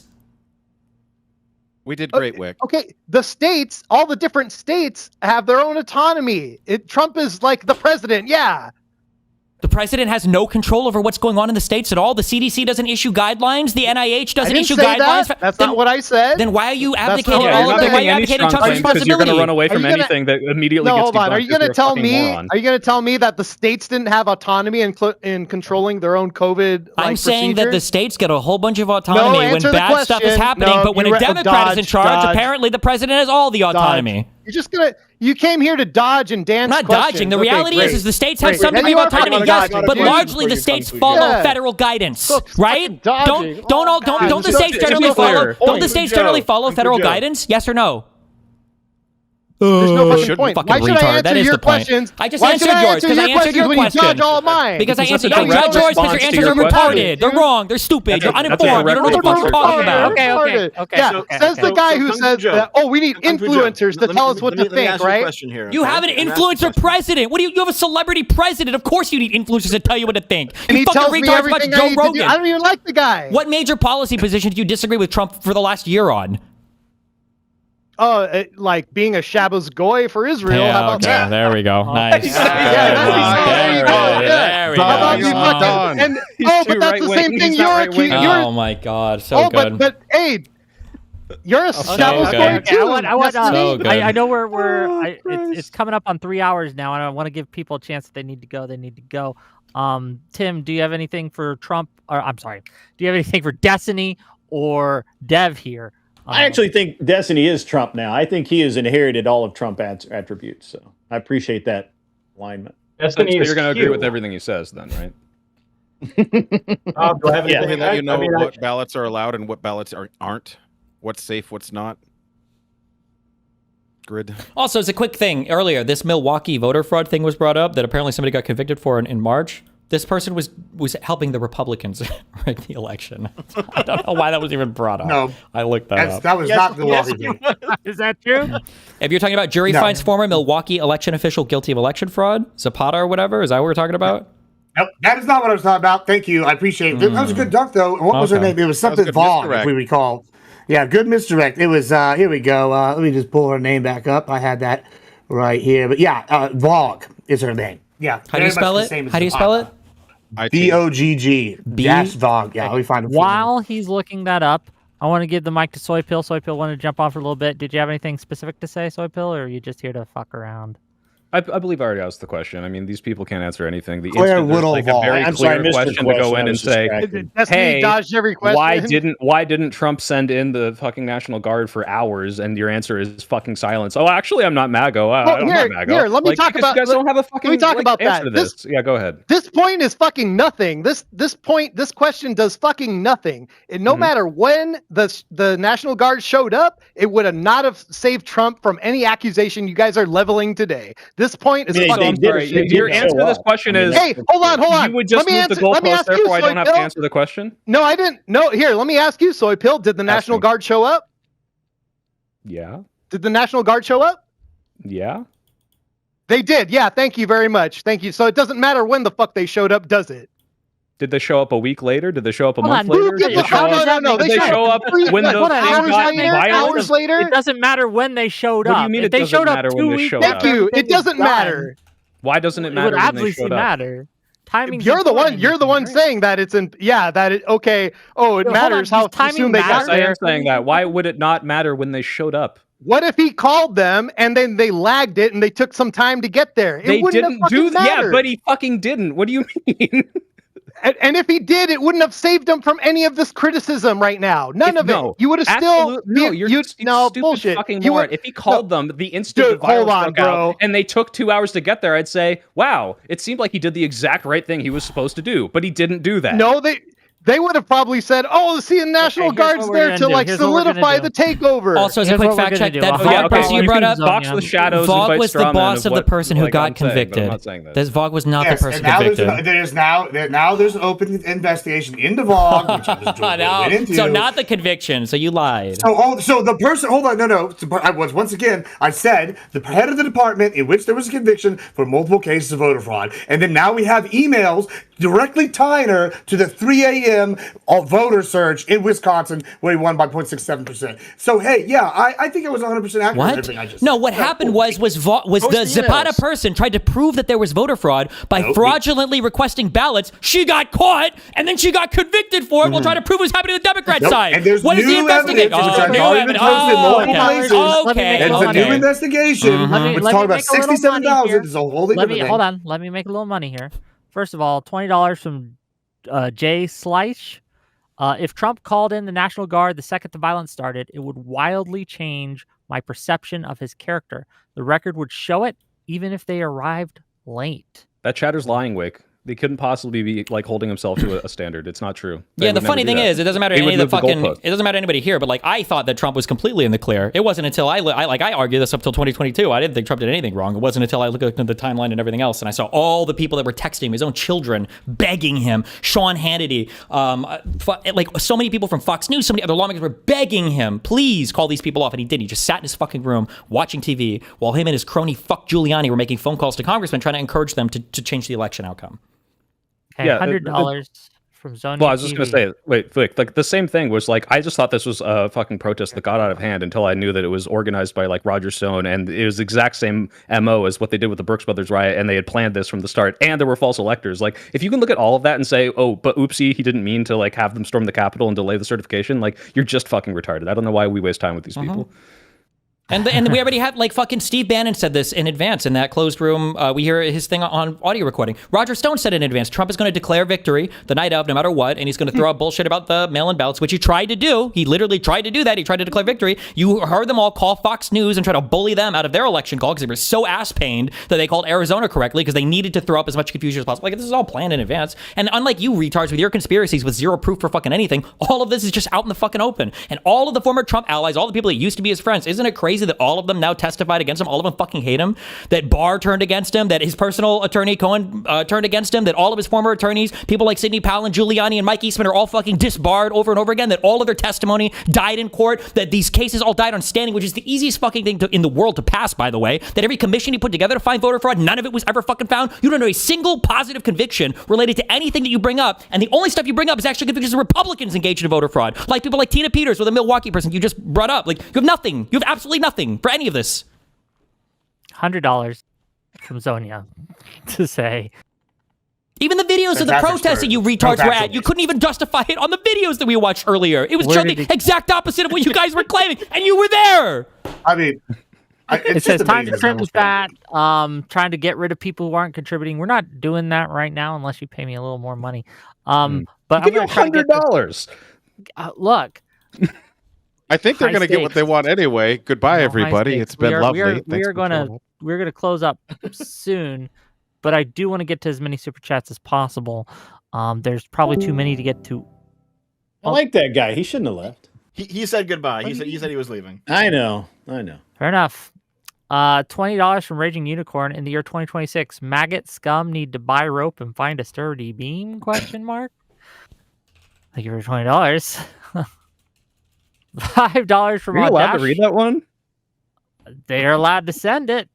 $5 from Audash to say, Enrique, I want people to stay inside and Capitol and chant hang Mike Pence, but not insurrect the government. Go back to prison. $5 from the Witch's Persona. Big Brain Tarrio. Can't be an insurrection when you believe you already own the place and it's rightfully only yours. $5 from Death to Billionaires. Tarrio, did you want the protesters to kill Mike Pence? Sorry, he's not here right now, but I'll ask him next time I see him. Okay. No, he wanted them to keep going, and by keep going, he means be peaceful, stay within the lines, and not do anything illegal. Tim and I will see if we can't get Tarrio back so him and Destiny can finish. Oh, I did remember. I did want to ask Tim, actually. I don't want to cheat Destiny of not finishing. Wait, real quick. I remember what I wanted to ask Tim. So when you said that they had no other place to go because of the pepper balls, because there was a big crowd behind them, and then in the videos you saw there was a huge gap and a bunch of people walking backwards, will you admit that you were just lying and they totally could have just walked away? No, I was talking about people who were actually inside the scaffolding. I wasn't talking about people who were in front of the West Terrace and that... you were showing videos of people on the tip of the spear, which is the language, by the way, that the Proud Boys used, at the front of the lines, assaulting cops, getting shot in the face, and then walking away, meaning they understood the very natural reaction to getting shot in the face with a pepper ball means, hey, don't come any further. And you, at this point, said, actually, I don't know why I'm here. I'm very confused. I'm just following all the lemmings into the crowd, but you couldn't have walked away back in that giant space where there was a huge gap of people to walk back? You're attributing a lot more motive to my actions. That's the question. I'm just asking. Why didn't you walk back? I can actually play a clip from the NCIS recording where I say exactly that. As much as you might not want to admit it or agree to it, I can actually show you exactly what I said. You say that you could have walked away and you didn't? Well, there actually was an attempt where I did before it got too bad. There actually is video from Jaden X in the Insurgents video where I'm in the scaffold and it's not too packed, and I actually try to leave, and I do. And then there comes a point where I actually crawl under a pipe in order to avoid getting shot, and then I have to go back up. So again, you left and then you went back. I can create it. I'm working on a book. I'm actually working on a book. I don't care about your book. I'm asking you, did you leave and then go back? I exited the scaffolding, yeah, because I had no intention of going to a cap. I had no intention of going to the Capitol, Why did you go back? So I followed a crowd so I could avoid getting shot at. Okay, why were they shooting? Well, they were shooting people, and the people getting shot at said, "We got to push forward into the crowd." This is what I'm hearing.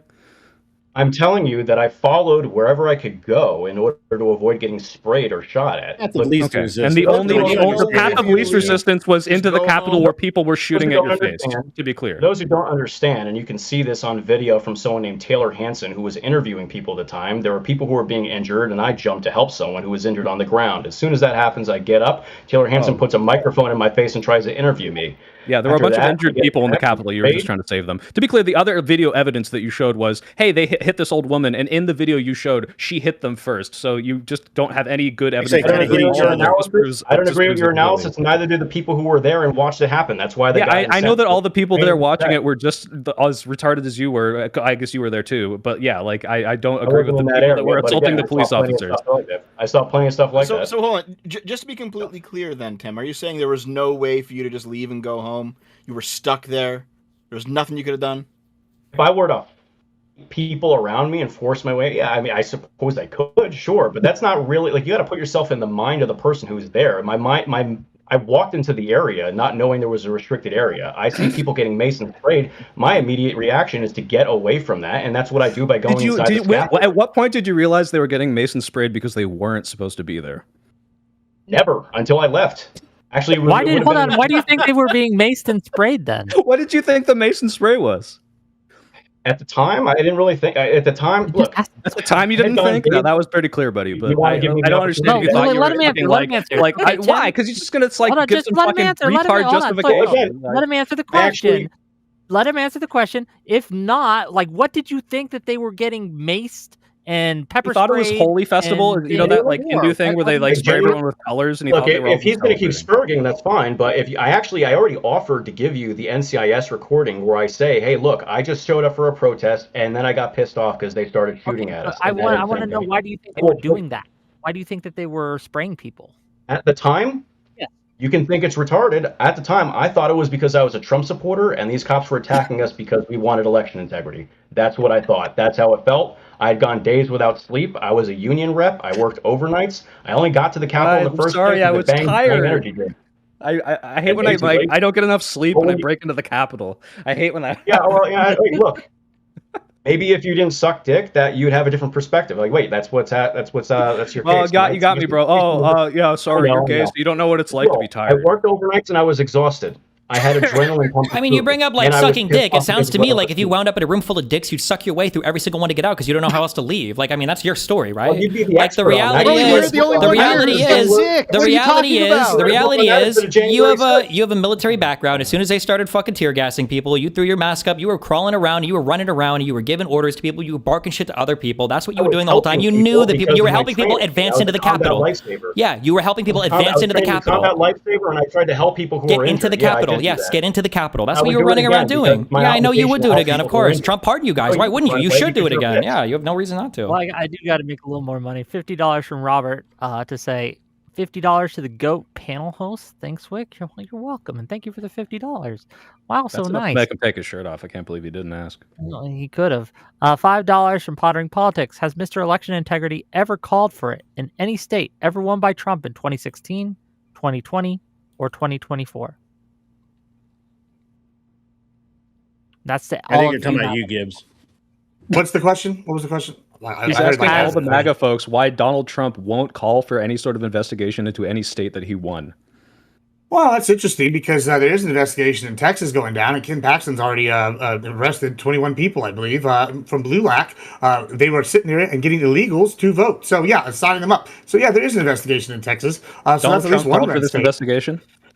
I think Ken Paxton did. But, yeah, okay. Yeah, so that doesn't answer the question. He's nice running. Try, though. He's nice literally. Try. Hold on. No, He's nice literally try, running for Senate. Hold on. No. He's literally running for Senate as the most MAGA guy. That's literally his slogan right now. Gotcha. So, yeah. So that wasn't. I question, guess. But good try. I guess. Yeah. Okay. Cool. Well, we already. Hold on. Your boy Destiny already said by proxy counts. So I guess by proxy is counting here then, right? Like, let's use the same standards. Stop using double standards. That's the same. Okay. $10 from Mekika Notvi to say, Destiny, looks like Tim Hale is on your side by how much evidence he's providing the prosecution. $10 from Dylan Burnett. Sadly, all this debate has shown is that debate is worthless. The lines have been drawn and the sides have been chosen. Everything else is post hoc rationalization. $10 from Zero. Well, no, because we're actually correct. Like, we're in line with reality here, objectively. No, but he's right. We are wasting our time trying to talk to these retards.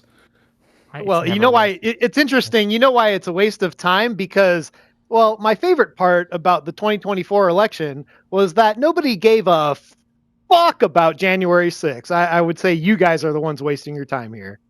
Wait, are you the guy who dressed up as Adolf Hitler?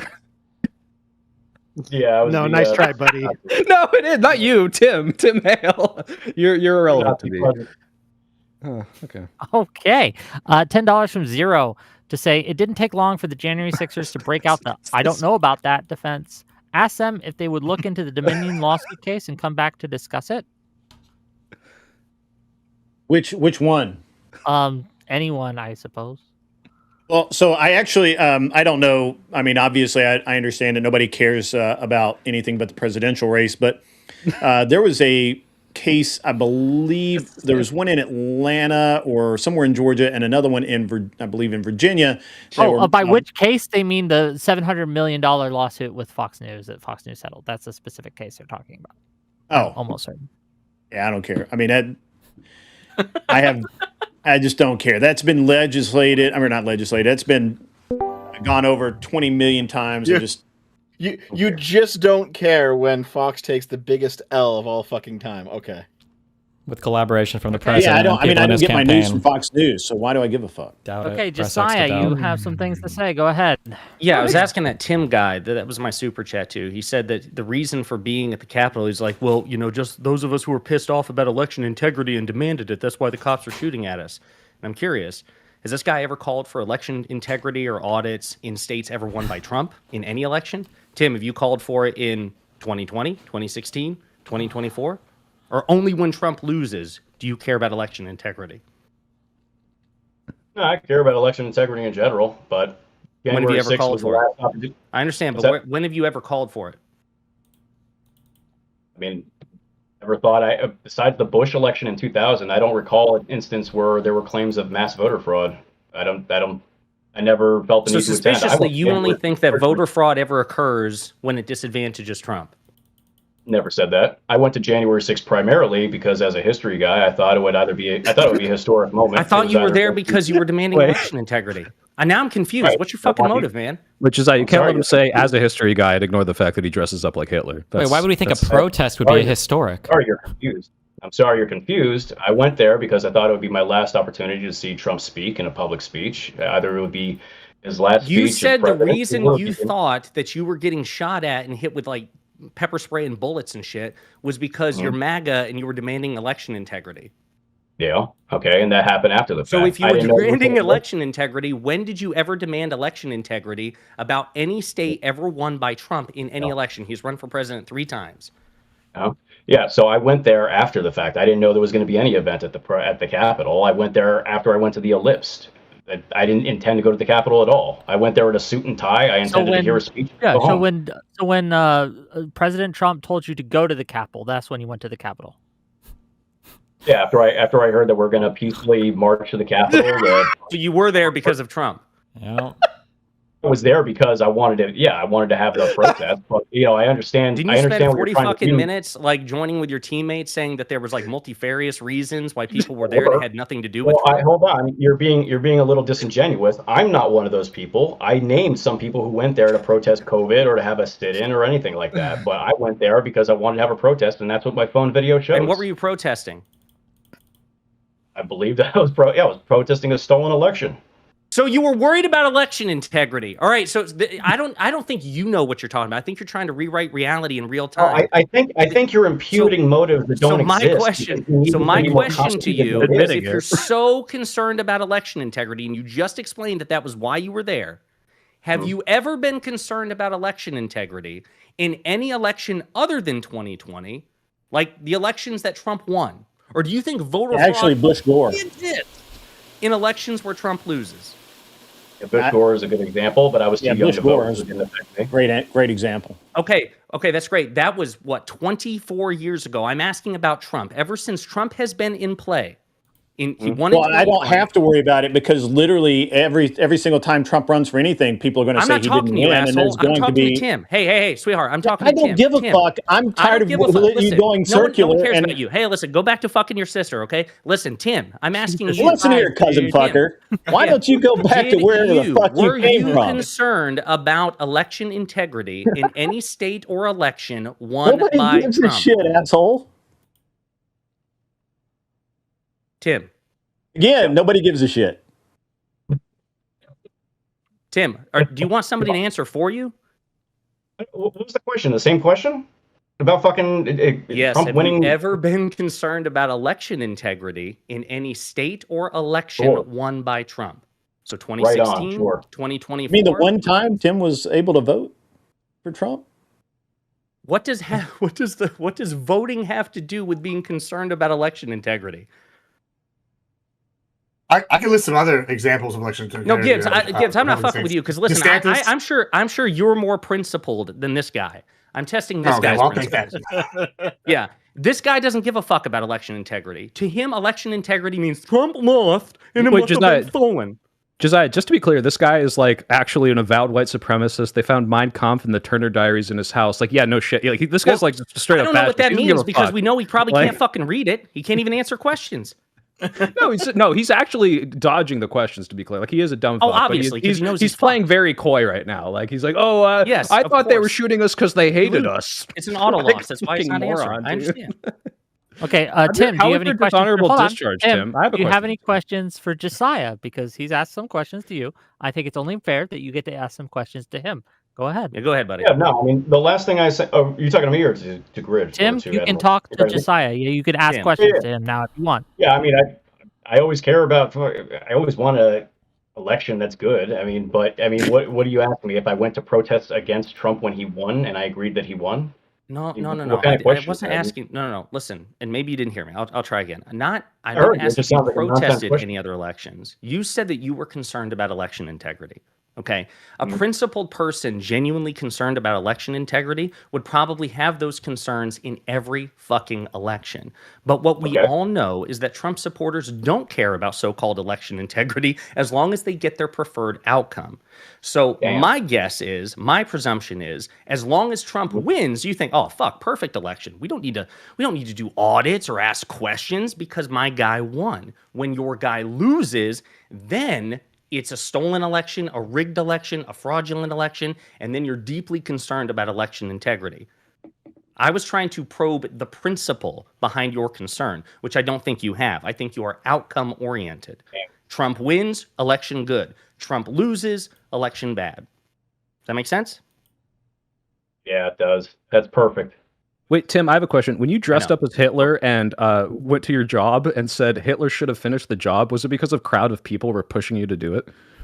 No, that never actually happened. The quote never happened. I did do that, though. The quote didn't happen, though. That was made up by... Hold on, what did you say when you showed up at your job? What did you say? It was so long story short. I can get the clip, but I was doing a satirical take on an interview Tucker Carlson did. No, get the clip. I want to see the clip. Get the clip. Find the clip. While he finds the clip, okay, I want to see this clip.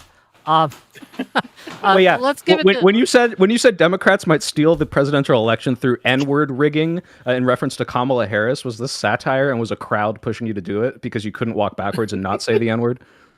Definitely. Okay. Okay. Let's give it to Gibbs for a moment. Gibbs, you have some questions for Destiny or Dev while he looks up the clip that we're going to see in a second? Did I don't even remember. I'm I so don't. If you're done, you're done. I understand. Well, it's not even that. It's just I don't even know. I'm just lost after what we're we know. Now. That was probably the truest thing you've said in this conversation. Yeah. Well, listen, I guess. I mean, I would be. Funny, haha, great, good stuff. But we got to be honest. This is taking a quite wild turn here with whatever this is fucking going on. Are we talking about Mein Kampf? We talking about fucking Jan 6? What are we talking about here? Are we trying to divert from the conversation? I mean, the whole reason why y'all are bringing up January 6th now is because of all this fraud's coming out, all this other shit's going down. Because it's 3 days out. Wins, and y'all want to just distract. January 6th. It's 2026 and we're still talking about January 6th. That's not why, Gibbs. Okay, tell me why. It's because the White House just published a completely false timeline of what happened on January 6th. That's why we're talking about it now. Right. Okay. Maybe I'll grant that. But maybe he gave you some ammo. I don't know. However, it does seem like it's in line with his general trend that he's been saying since almost 2016 that there's a deep state group that's got subverting the American public's will. And I feel like there's plenty of evidence. Part of his general. Can I ask? I'm just curious. Can I ask? It's been 10 years. NGOs. We've been hearing about the deep state for 10 years. Who is the deep state? Where are they? Yeah, why don't we have any of those people? I mean, that's a good question. That's a good question. Is it kind of weird that? Well, wait, but you say you don't know who they. When I say the deep state, I don't. Well, wait, just real quick. You said you don't know exactly. You have no idea at all, though, right? We haven't seen a single deep state operative brought out. We don't know the Illuminati, bro. And the lizard people, they're coming, bro. The frogs, that's what's happening. That there was no. When I'm talking about the deep state, I'm saying there's a uniparty that sat here and rigged the system against the American public, and I think there's a trend that shows that this has happened to some extent. And when y'all go, nah. That's just conspiracy talk and just dismiss people. Wait, I'm just curious. Wait. So maybe I'll agree with that, right? Maybe there is a deep state system that's rigging it for all these moneyed interests. Can you give me an example of moneyed interests that would have made more money under Biden than the oil companies stand to gain right now with Trump's invasion of Venezuela? I mean, listen. That may be true. I think. Based. Okay. Can you give me an example of anybody that would have stand to gain more money than Trump's World Liberty Financial does with his crypto coins? When we have examples of I don't know, Ilhan Omar sitting here writing an act and then her husband directly benefiting from it, it seems pretty sus. Which act is that? Which act is that? I mean, why don't you tell me? I mean, you know all her policies, don't you? I'm just curious. I thought didn't the whole House doesn't the House have to vote on this? Doesn't it have to pass both houses of Congress in order to be? She pushed it out. Did they vote on it? Yeah. On her own, and what was this? Was it called the Ilhan Omar husband beneficiary act? She started benefiting from all this stuff. Mm-hmm. Yeah, I mean, I guess Stop. What happened to the Epstein files? Engage with what Steven's talking about. I don't give a fuck about the Epstein files. Why are you so concerned about what Ilhan Omar's family is benefiting from and not Trump? You're playing a character, bro. Come on, let's be principled. Let's be consistent. If you're worried about Omar, are you not worried about Trump? What are you implying Trump is doing here with his family? I mean, there's a difference, I think, with what I'm saying. I would prefer Gibbs. Wait, Gibbs. So, Ilhan Omar, what is the dollar amount that you think that she's grifted? All right, what's the amount? We'll just run millions, more millions than one. Why does that matter? I mean, just wait. Why does that? Do you think she is, or do you think she is not? Are you arguing that she is in fact not doing that, or you? I mean, what is this dollar amount bullshit? I believe you. Just hear me out. I believe you. Okay. Do you know how much Trump coin has fucking rug pulled from people? Gibbs, you know how much? Tell me. It's $1 billion. It's $1 billion. It's over $1 billion that the Trump coin has rug pulled. Did he do that using the government? Just wait. Did you know which law did he pass to do that? Did you know that Trump directed his own DOJ to no longer investigate any sort of crypto fraud in the United States? and then he rug pulls $1 billion fucking dollars. Are you guys serious sitting here talking about $1 million that who fucking cares, dude? Can I ask you a question? Okay, hold on. Hold on. Let me ask you a question. Hold on, I think we got a clip. Worse. It's not even fucking funny, guys. Let me ask you a question, Dev, real quick. Here's my thing. Right. So, do all those people have free will, and did they buy the coin? Yes or no? Yeah, we know they did. Right. These people have free will. I'm sitting here for one.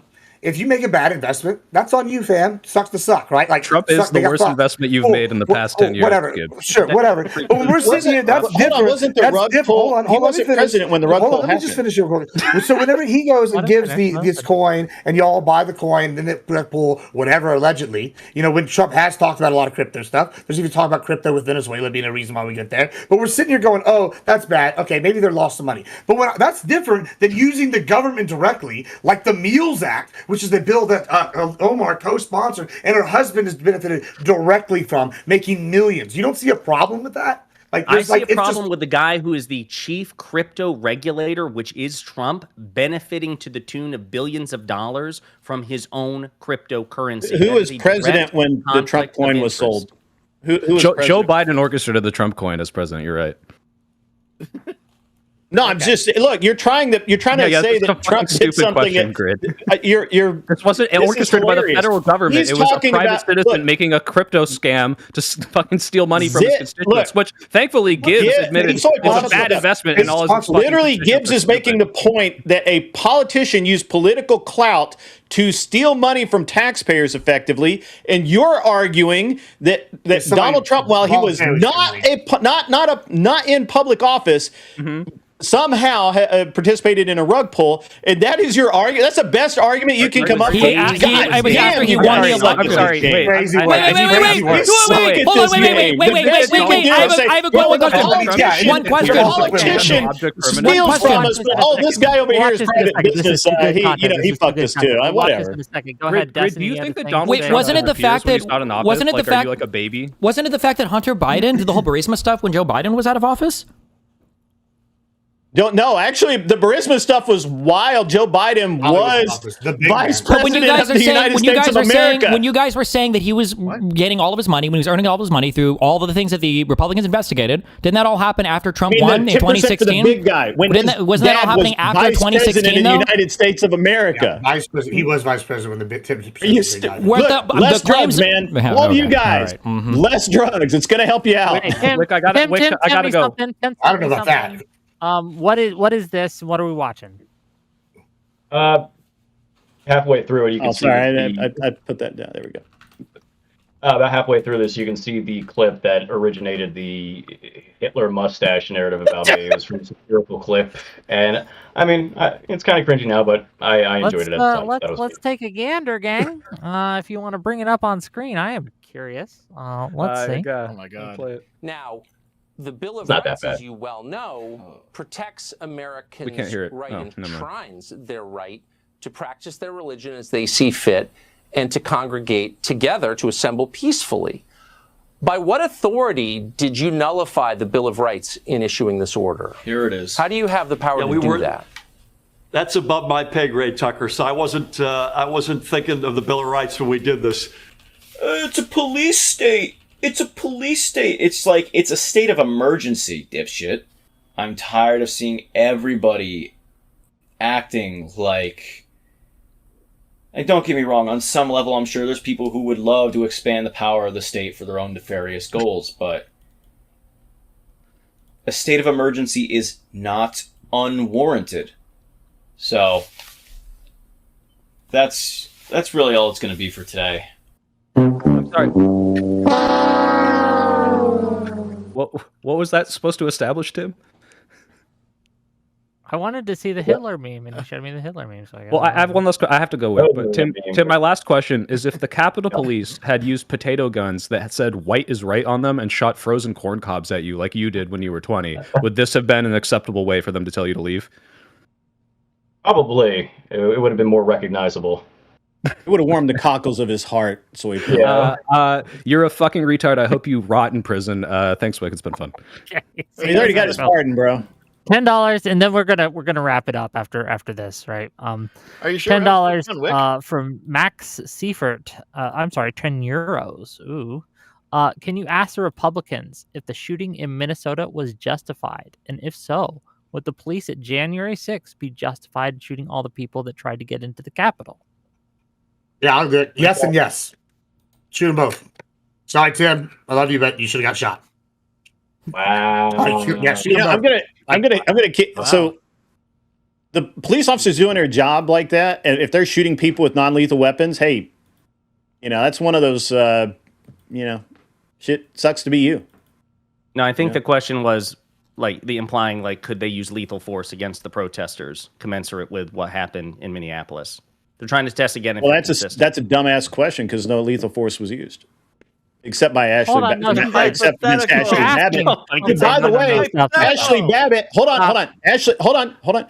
Ashley Babbitt was not killed by a Capitol police officer. She was killed by private security. And that guy's bit that, and they literally leave that out of most. Would it make a difference if it was a Capitol police officer that shot her instead? A Capitol police officer probably would not have shot her because he would have proper training. Ashley Babbitt was shot and killed by U.S. Capitol Police Lieutenant Michael Byrd on January 6, 2021. He's not going to change his opinion. He was not acting in it. Well, I'll have to look that back up because I'm pretty sure he was a private security guy. He pre-watched it. I did. He was on duty, Capitol Police, but the question's a hypothetical. Are you consistent in the principle? That's what they're asking. If you believe that the Minneapolis shooting was justified. Hold on, just real quick. Do you believe that Good was a justified shooting? Whether it was a good shot? From what I've seen, it looks like it. Sure, we don't need to hold you to like 100%. Okay, so given that you think that it was a good, I think shot, Ashley Babbitt was a bad shooting from what I've seen. Why? What's the difference between these two things? She was literally not a threat to anyone. She was behind a door. She was unarmed. She was breaking through it. She was breaking through the door. She was not breaking. She was crawling through the broken door, right? Wasn't she crawling? Yeah, she was crawling through a broken door. That's not a threat to any fucking body. Wait, weren't there congressmen on the other side of the door? No, there were not. Yes. Really? Yes, who did you see at the end of the hall? Congressmen were out at that point. Who did you see at the end of the hall? Were not all. Sorry? Who was at the end of the hall? So, hold on, I have a problem with this state grid. I have a problem with what you're doing right here. Maybe I'm going to break from my other Republicans on this one. Listen, if this is the people's house and they're destroying property on the people's house, and I'm a people, and say I'm an individual private citizen, someone destroys property on my house, they break in, I'm shooting them. I'm not asking questions. Why shouldn't the government hold that same standard? Do you, it's got to be consistent. If you're breaking in and you're tearing up stuff, it doesn't matter if there's the congressman hiding. You're destroying shit, and that's somebody else's property. Bang, bang, bitch. Law enforcement doesn't get that they don't get that waiver, right? You see that all the time. Cops get tried for bad shoots because don't they have immunity for most shit? No, they don't. Well, only the president of the United States now has criminal immunity. They don't have prosecute. Well, it's one of those. It depends. It's really hard to convict a cop for shooting somebody. It's very, very hard to convict. So I rest my case. I feel like it's going to be consistent here. You're going to measure it, and I feel like you're kind of being wishy-washy on that.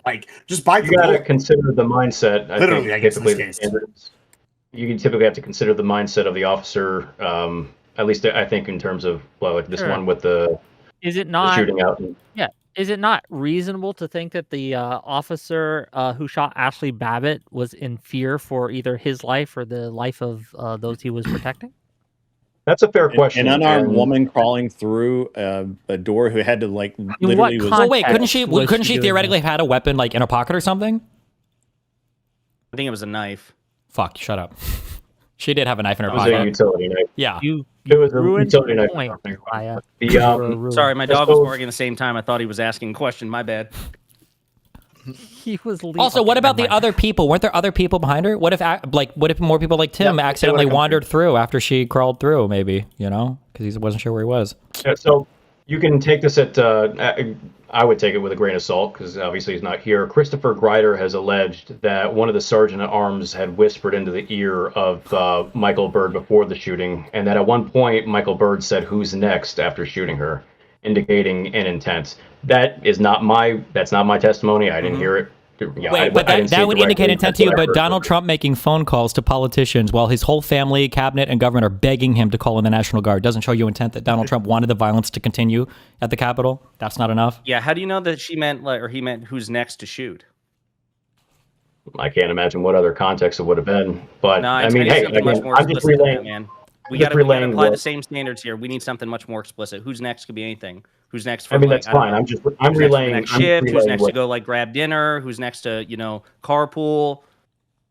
Next to Salsa. I'm just relaying what I've heard. I wasn't there, of course. I take it with a grain of salt as well. I never even met Christopher Kreider. This is from just listening to what another defendant said in an interview.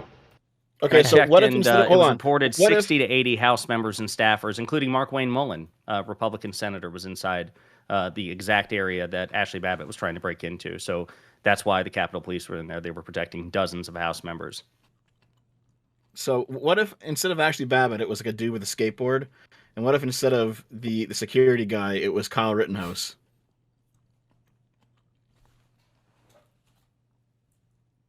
I mean, is that like a real... Are you serious? Yes. So a guy that has literally chased you down the block and and has pulled a weapon, an actual gun. Seriously? Yeah. It's not even terrible comparisons. It's not even close to the same hypothetical. I mean, Jesus, you're like, I've met some bad faced people in my time, but you're up there, pal. I'm pro all these guys. Yes. When you're up there, Mr. Dev. If you have a gun and someone charges at you, you fucking shoot them. Yes. Yeah. Did Ashley Babbitt have a gun? No. The guy she was charging. And so, if you have a gun and someone charges you, you shoot them. Because if you don't, they're going to take your gun and shoot you with it. So you shoot them. If someone charges me? Yes, you're in a parking lot at night. There's a crazy hobo wick that comes flying at you. You have seconds to react. You have a gun in your hand. Do you fire? Me, yeah, I would. 100%. Yes, of course you do. Okay, so if you have some crazy chick crawling on the floor on glass, right? Like when this huge crowd's behind her, you're hearing on the radio that your brothers and sisters are getting the shit beat out of them. Do you shoot? After warning her repeatedly? Cops don't get that luxury. What? Wait, what? What do you mean? Do you not understand? Law enforcement don't get the luxury that I do. Yeah, they fucking do. They get more luxury than people. They got qualified. They have rules of engagement that I don't have. If I'm simply in fear of my life, I don't have to see a weapon. I don't even have to. I could just think you have a weapon and I can shoot you. But a cop has to see. No, they just have to or believe that a weapon could be present and you are reaching for it. You are actively reaching for it. Otherwise, then you have to say good is an excellent shoot. Because that car is a weapon. An unarmed man who rushes at a cop trying to grab his gun. That cop can shoot that man. That is legal. That is illegal. It depends on the level of force that he's required to defend himself. There's a scale. They teach this. You know that. Come on. Okay. All I'm saying, right, is if you believe that it was a good shoot for that ICE officer. Wait, did we ask this? Wait, do you think it was a good shoot for the car revved at you? Wait, yeah. Do you think it was a good shoot for the woman in the car that the officer decided to stand in front of in Minnesota? He said yes earlier. Decided to stand. Yeah, he said yes earlier. Okay. I don't know. So far. Anyway, whatever. We're gonna wrap this up. Okay. Thank you all for coming. Wait, what kind of a defensive shot is it? Do we say that's a self-defense shot, or why? What was the justification there? Can you defend yourself against an incoming car by shooting at the driver? Is that how that works?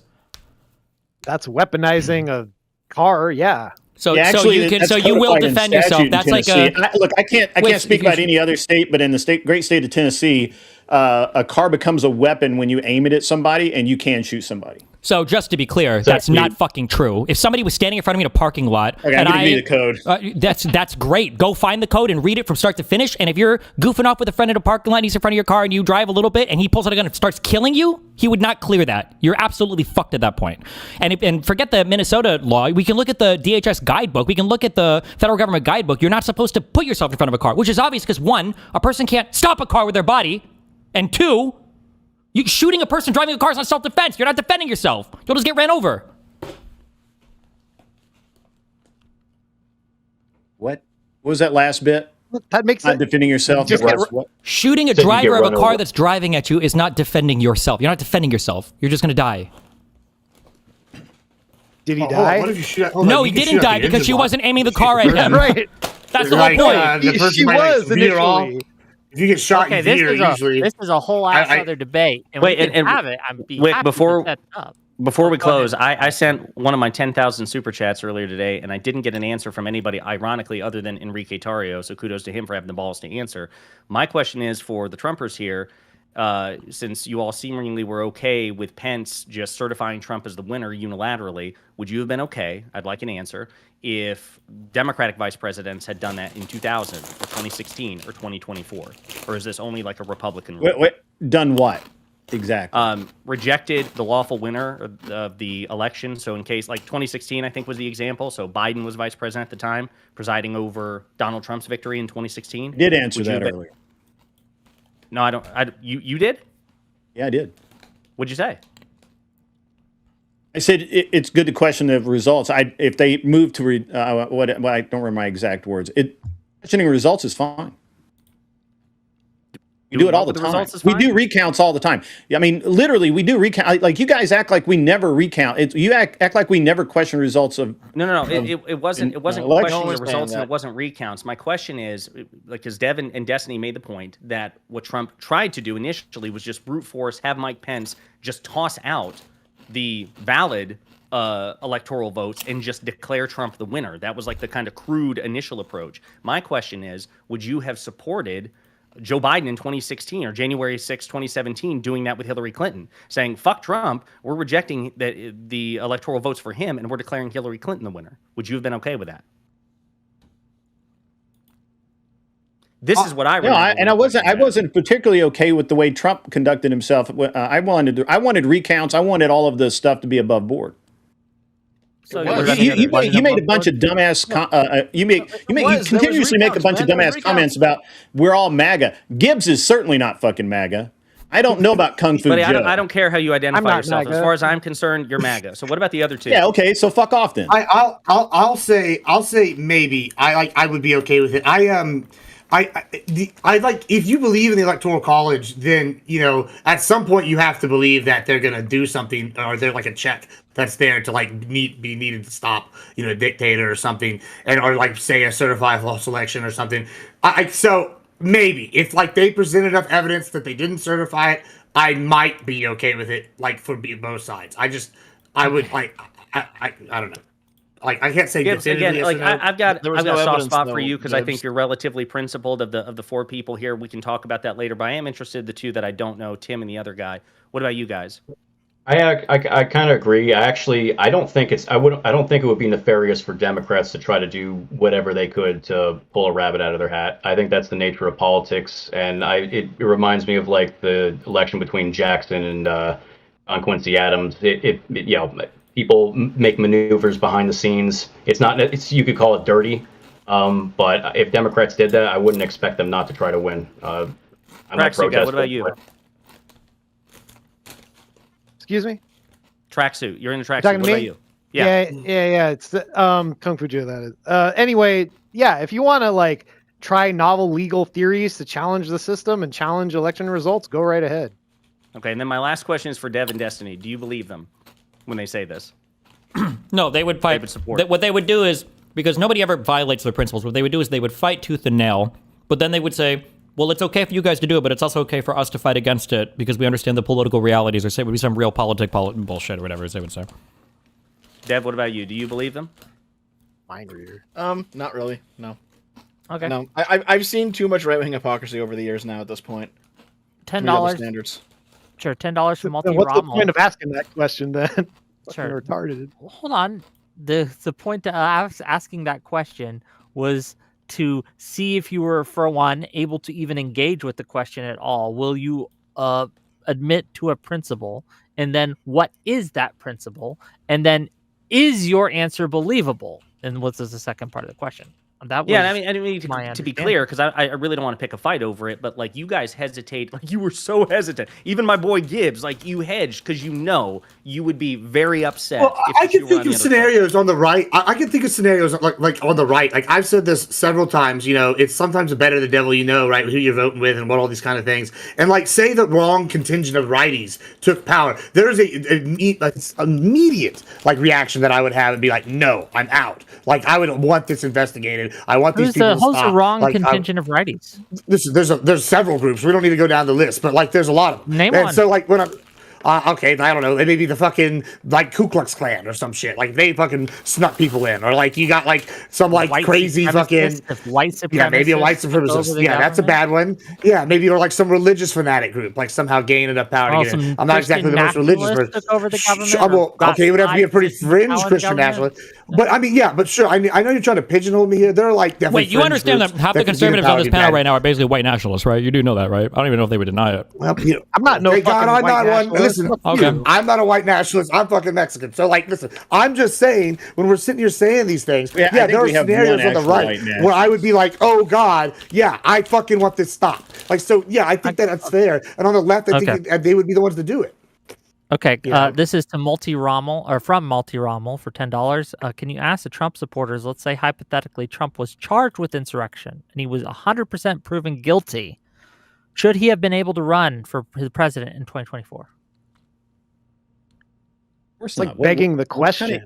That's literally stupid. That's question begging, because if you're convicted of like insurrection, doesn't that automatically like bar you from any future elections? Hey, but would you? Well, the language in the 14th Amendment doesn't require it, so I don't know. So, huh? The Supreme Court might say it's not clear enough. Wouldn't that be obvious? Wouldn't that be crazy if that was how the Constitution had been written? What a world we'd be in. No, I mean, just to pointedly, I would about why you guys lost, but if there was enough proof that Trump committed an insurrection, which obviously there isn't. But if there was, then no, I wouldn't vote for him. Why would you vote for him? No, we're not asking if you'd vote for him. So say there's a video comes out and it's entirely legit, and Trump is sitting there and says, ha, ha, ha, I actually did an insurrection, and I was my intent to overthrow the 2020 election, ha, ha, ha. And then the courts, right, should they have barred him from even being able to run? Should the courts have barred him? Yes. I don't know that there's a legal grounds for that. Okay. So even if he had tried to steal the election and you knew 100% sure that he had committed insurrection, you don't think he should have been prevented from running for the 2024 election? That's two totally different questions. So if he says I did this, but I got away with it, and that's all you've got is him just a casual admission, which is not an admission of guilt. If you believe it, and if there's corroborating evidence, then there's got to be then take him to court. If you can name the law that he's violated, obviously insurrection. Okay? But if you're just saying, well, nobody's taken him to court, nobody's done anything about it, and he's just said this in passing, they have a video of him saying like a joke or something. The hypothetical is there's I'm trying to engage with your hypothetical. Your hypothetical sucks. Okay. You know what? We're going to ignore that. My hypothetical. It does. Spot on. I asked you if there was indisputable evidence, and I gave you an example of what I would consider indisputable evidence that he did it. Mainly an admission that, yes, I did it. So are you telling me that would not be indisputable to you as evidence if Trump came out and said, yes, I did this. I did it on purpose. I meant to do it. This is how I did it. And that would not be enough evidence to convince you that he had actually done it?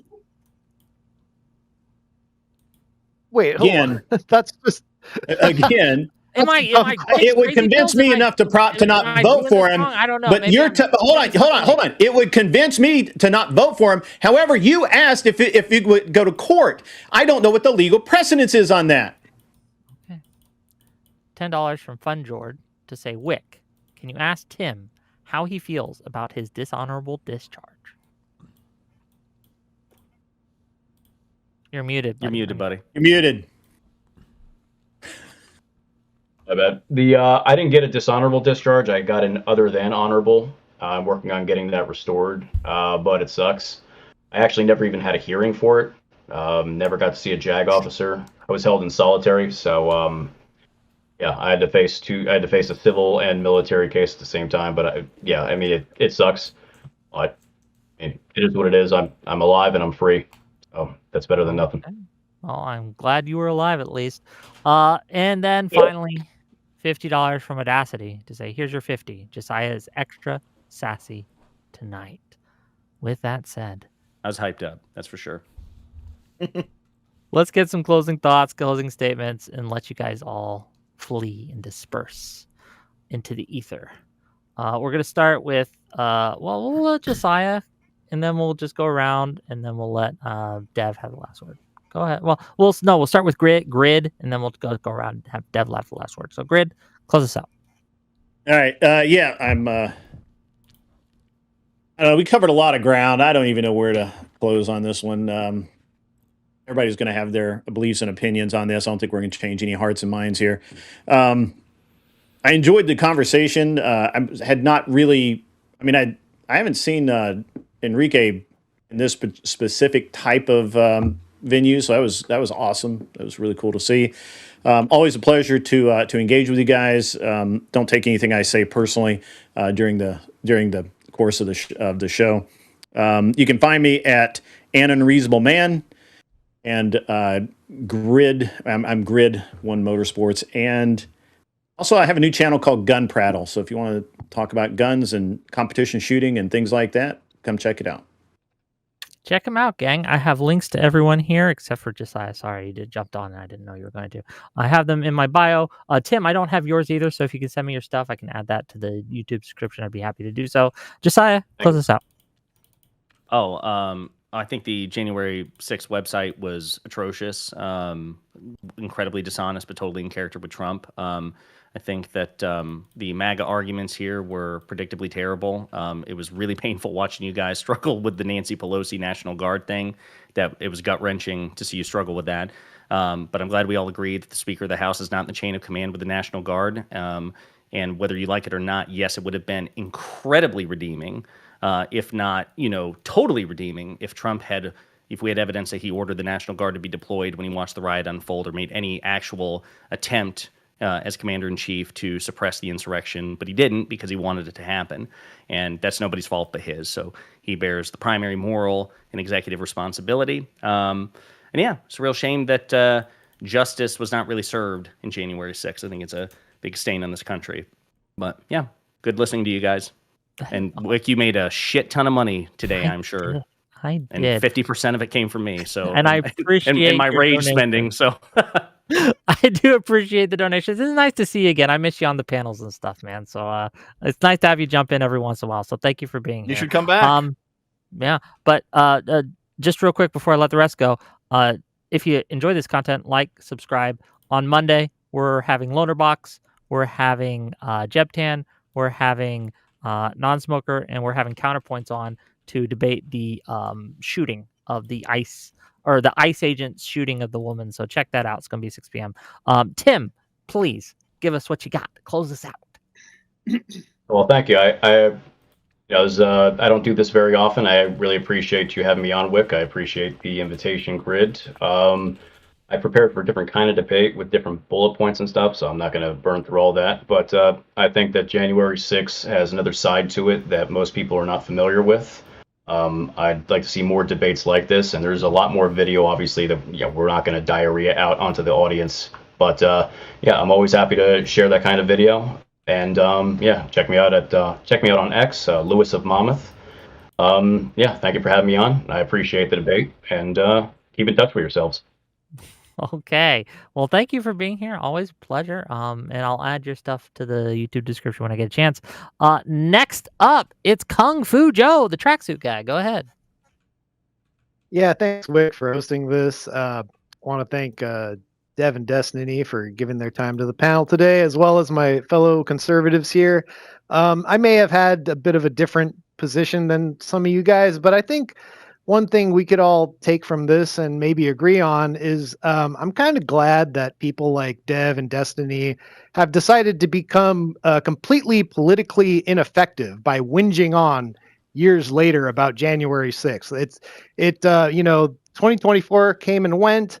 That election came and went, and nobody gave a single fuck about January 6th. So I just hope that they keep on crying about January 6th, and I hope they keep on picking women to run as their candidates for president. And with that, you guys have a good night.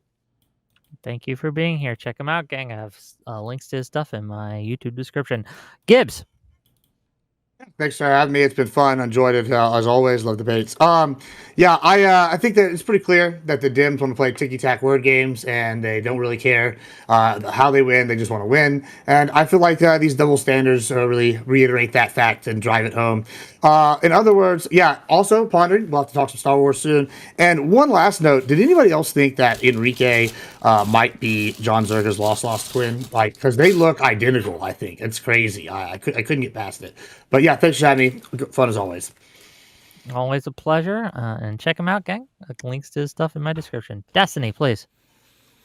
Yeah, I think there's two different realities. One is supported by hundreds of pages of deposition, thousands of hours of video footage, tens of thousands of eyewitness testimonies and everything else. And I mean, countless court documents, filings, cases lost, cases that went nowhere. And I mean, the other side literally just has a ton of conspiratorial nonsense behind it. And then this desperate attempt to weave narratives out of 7-second video clips that everybody knows is bullshit. It's pretty sad and depressing. Hopefully the next president, when he comes up, can find a way to reconvict and rejail everybody that was involved in this shit, or exile them out of the fucking country. Send them to El Salvador or whatever.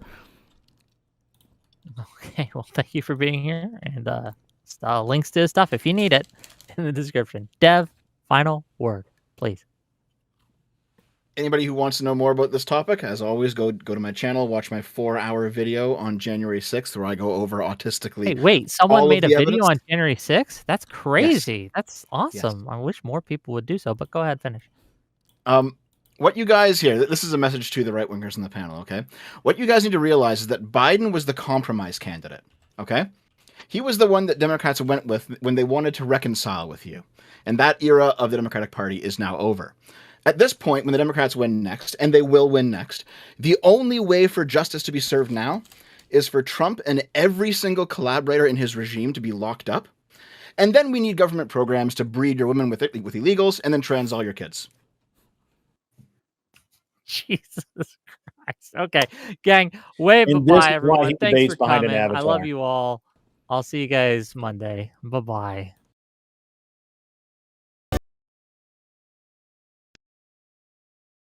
That Dev guy literally spews out nonsense as fact. I do think that I'm going to have to boycott debating Dev, or actually anybody that doesn't cam up anymore. That's gay. It's actually gay, and I don't like that. So for my own image, I can't be seen on screen anymore with people that gay. Like, Destiny's about as gay as it can get for me. Towards Destiny. Talking about Lolly in here? Is it Lolly time? Yeah. Yeah. No, it's not. All right. We're talking about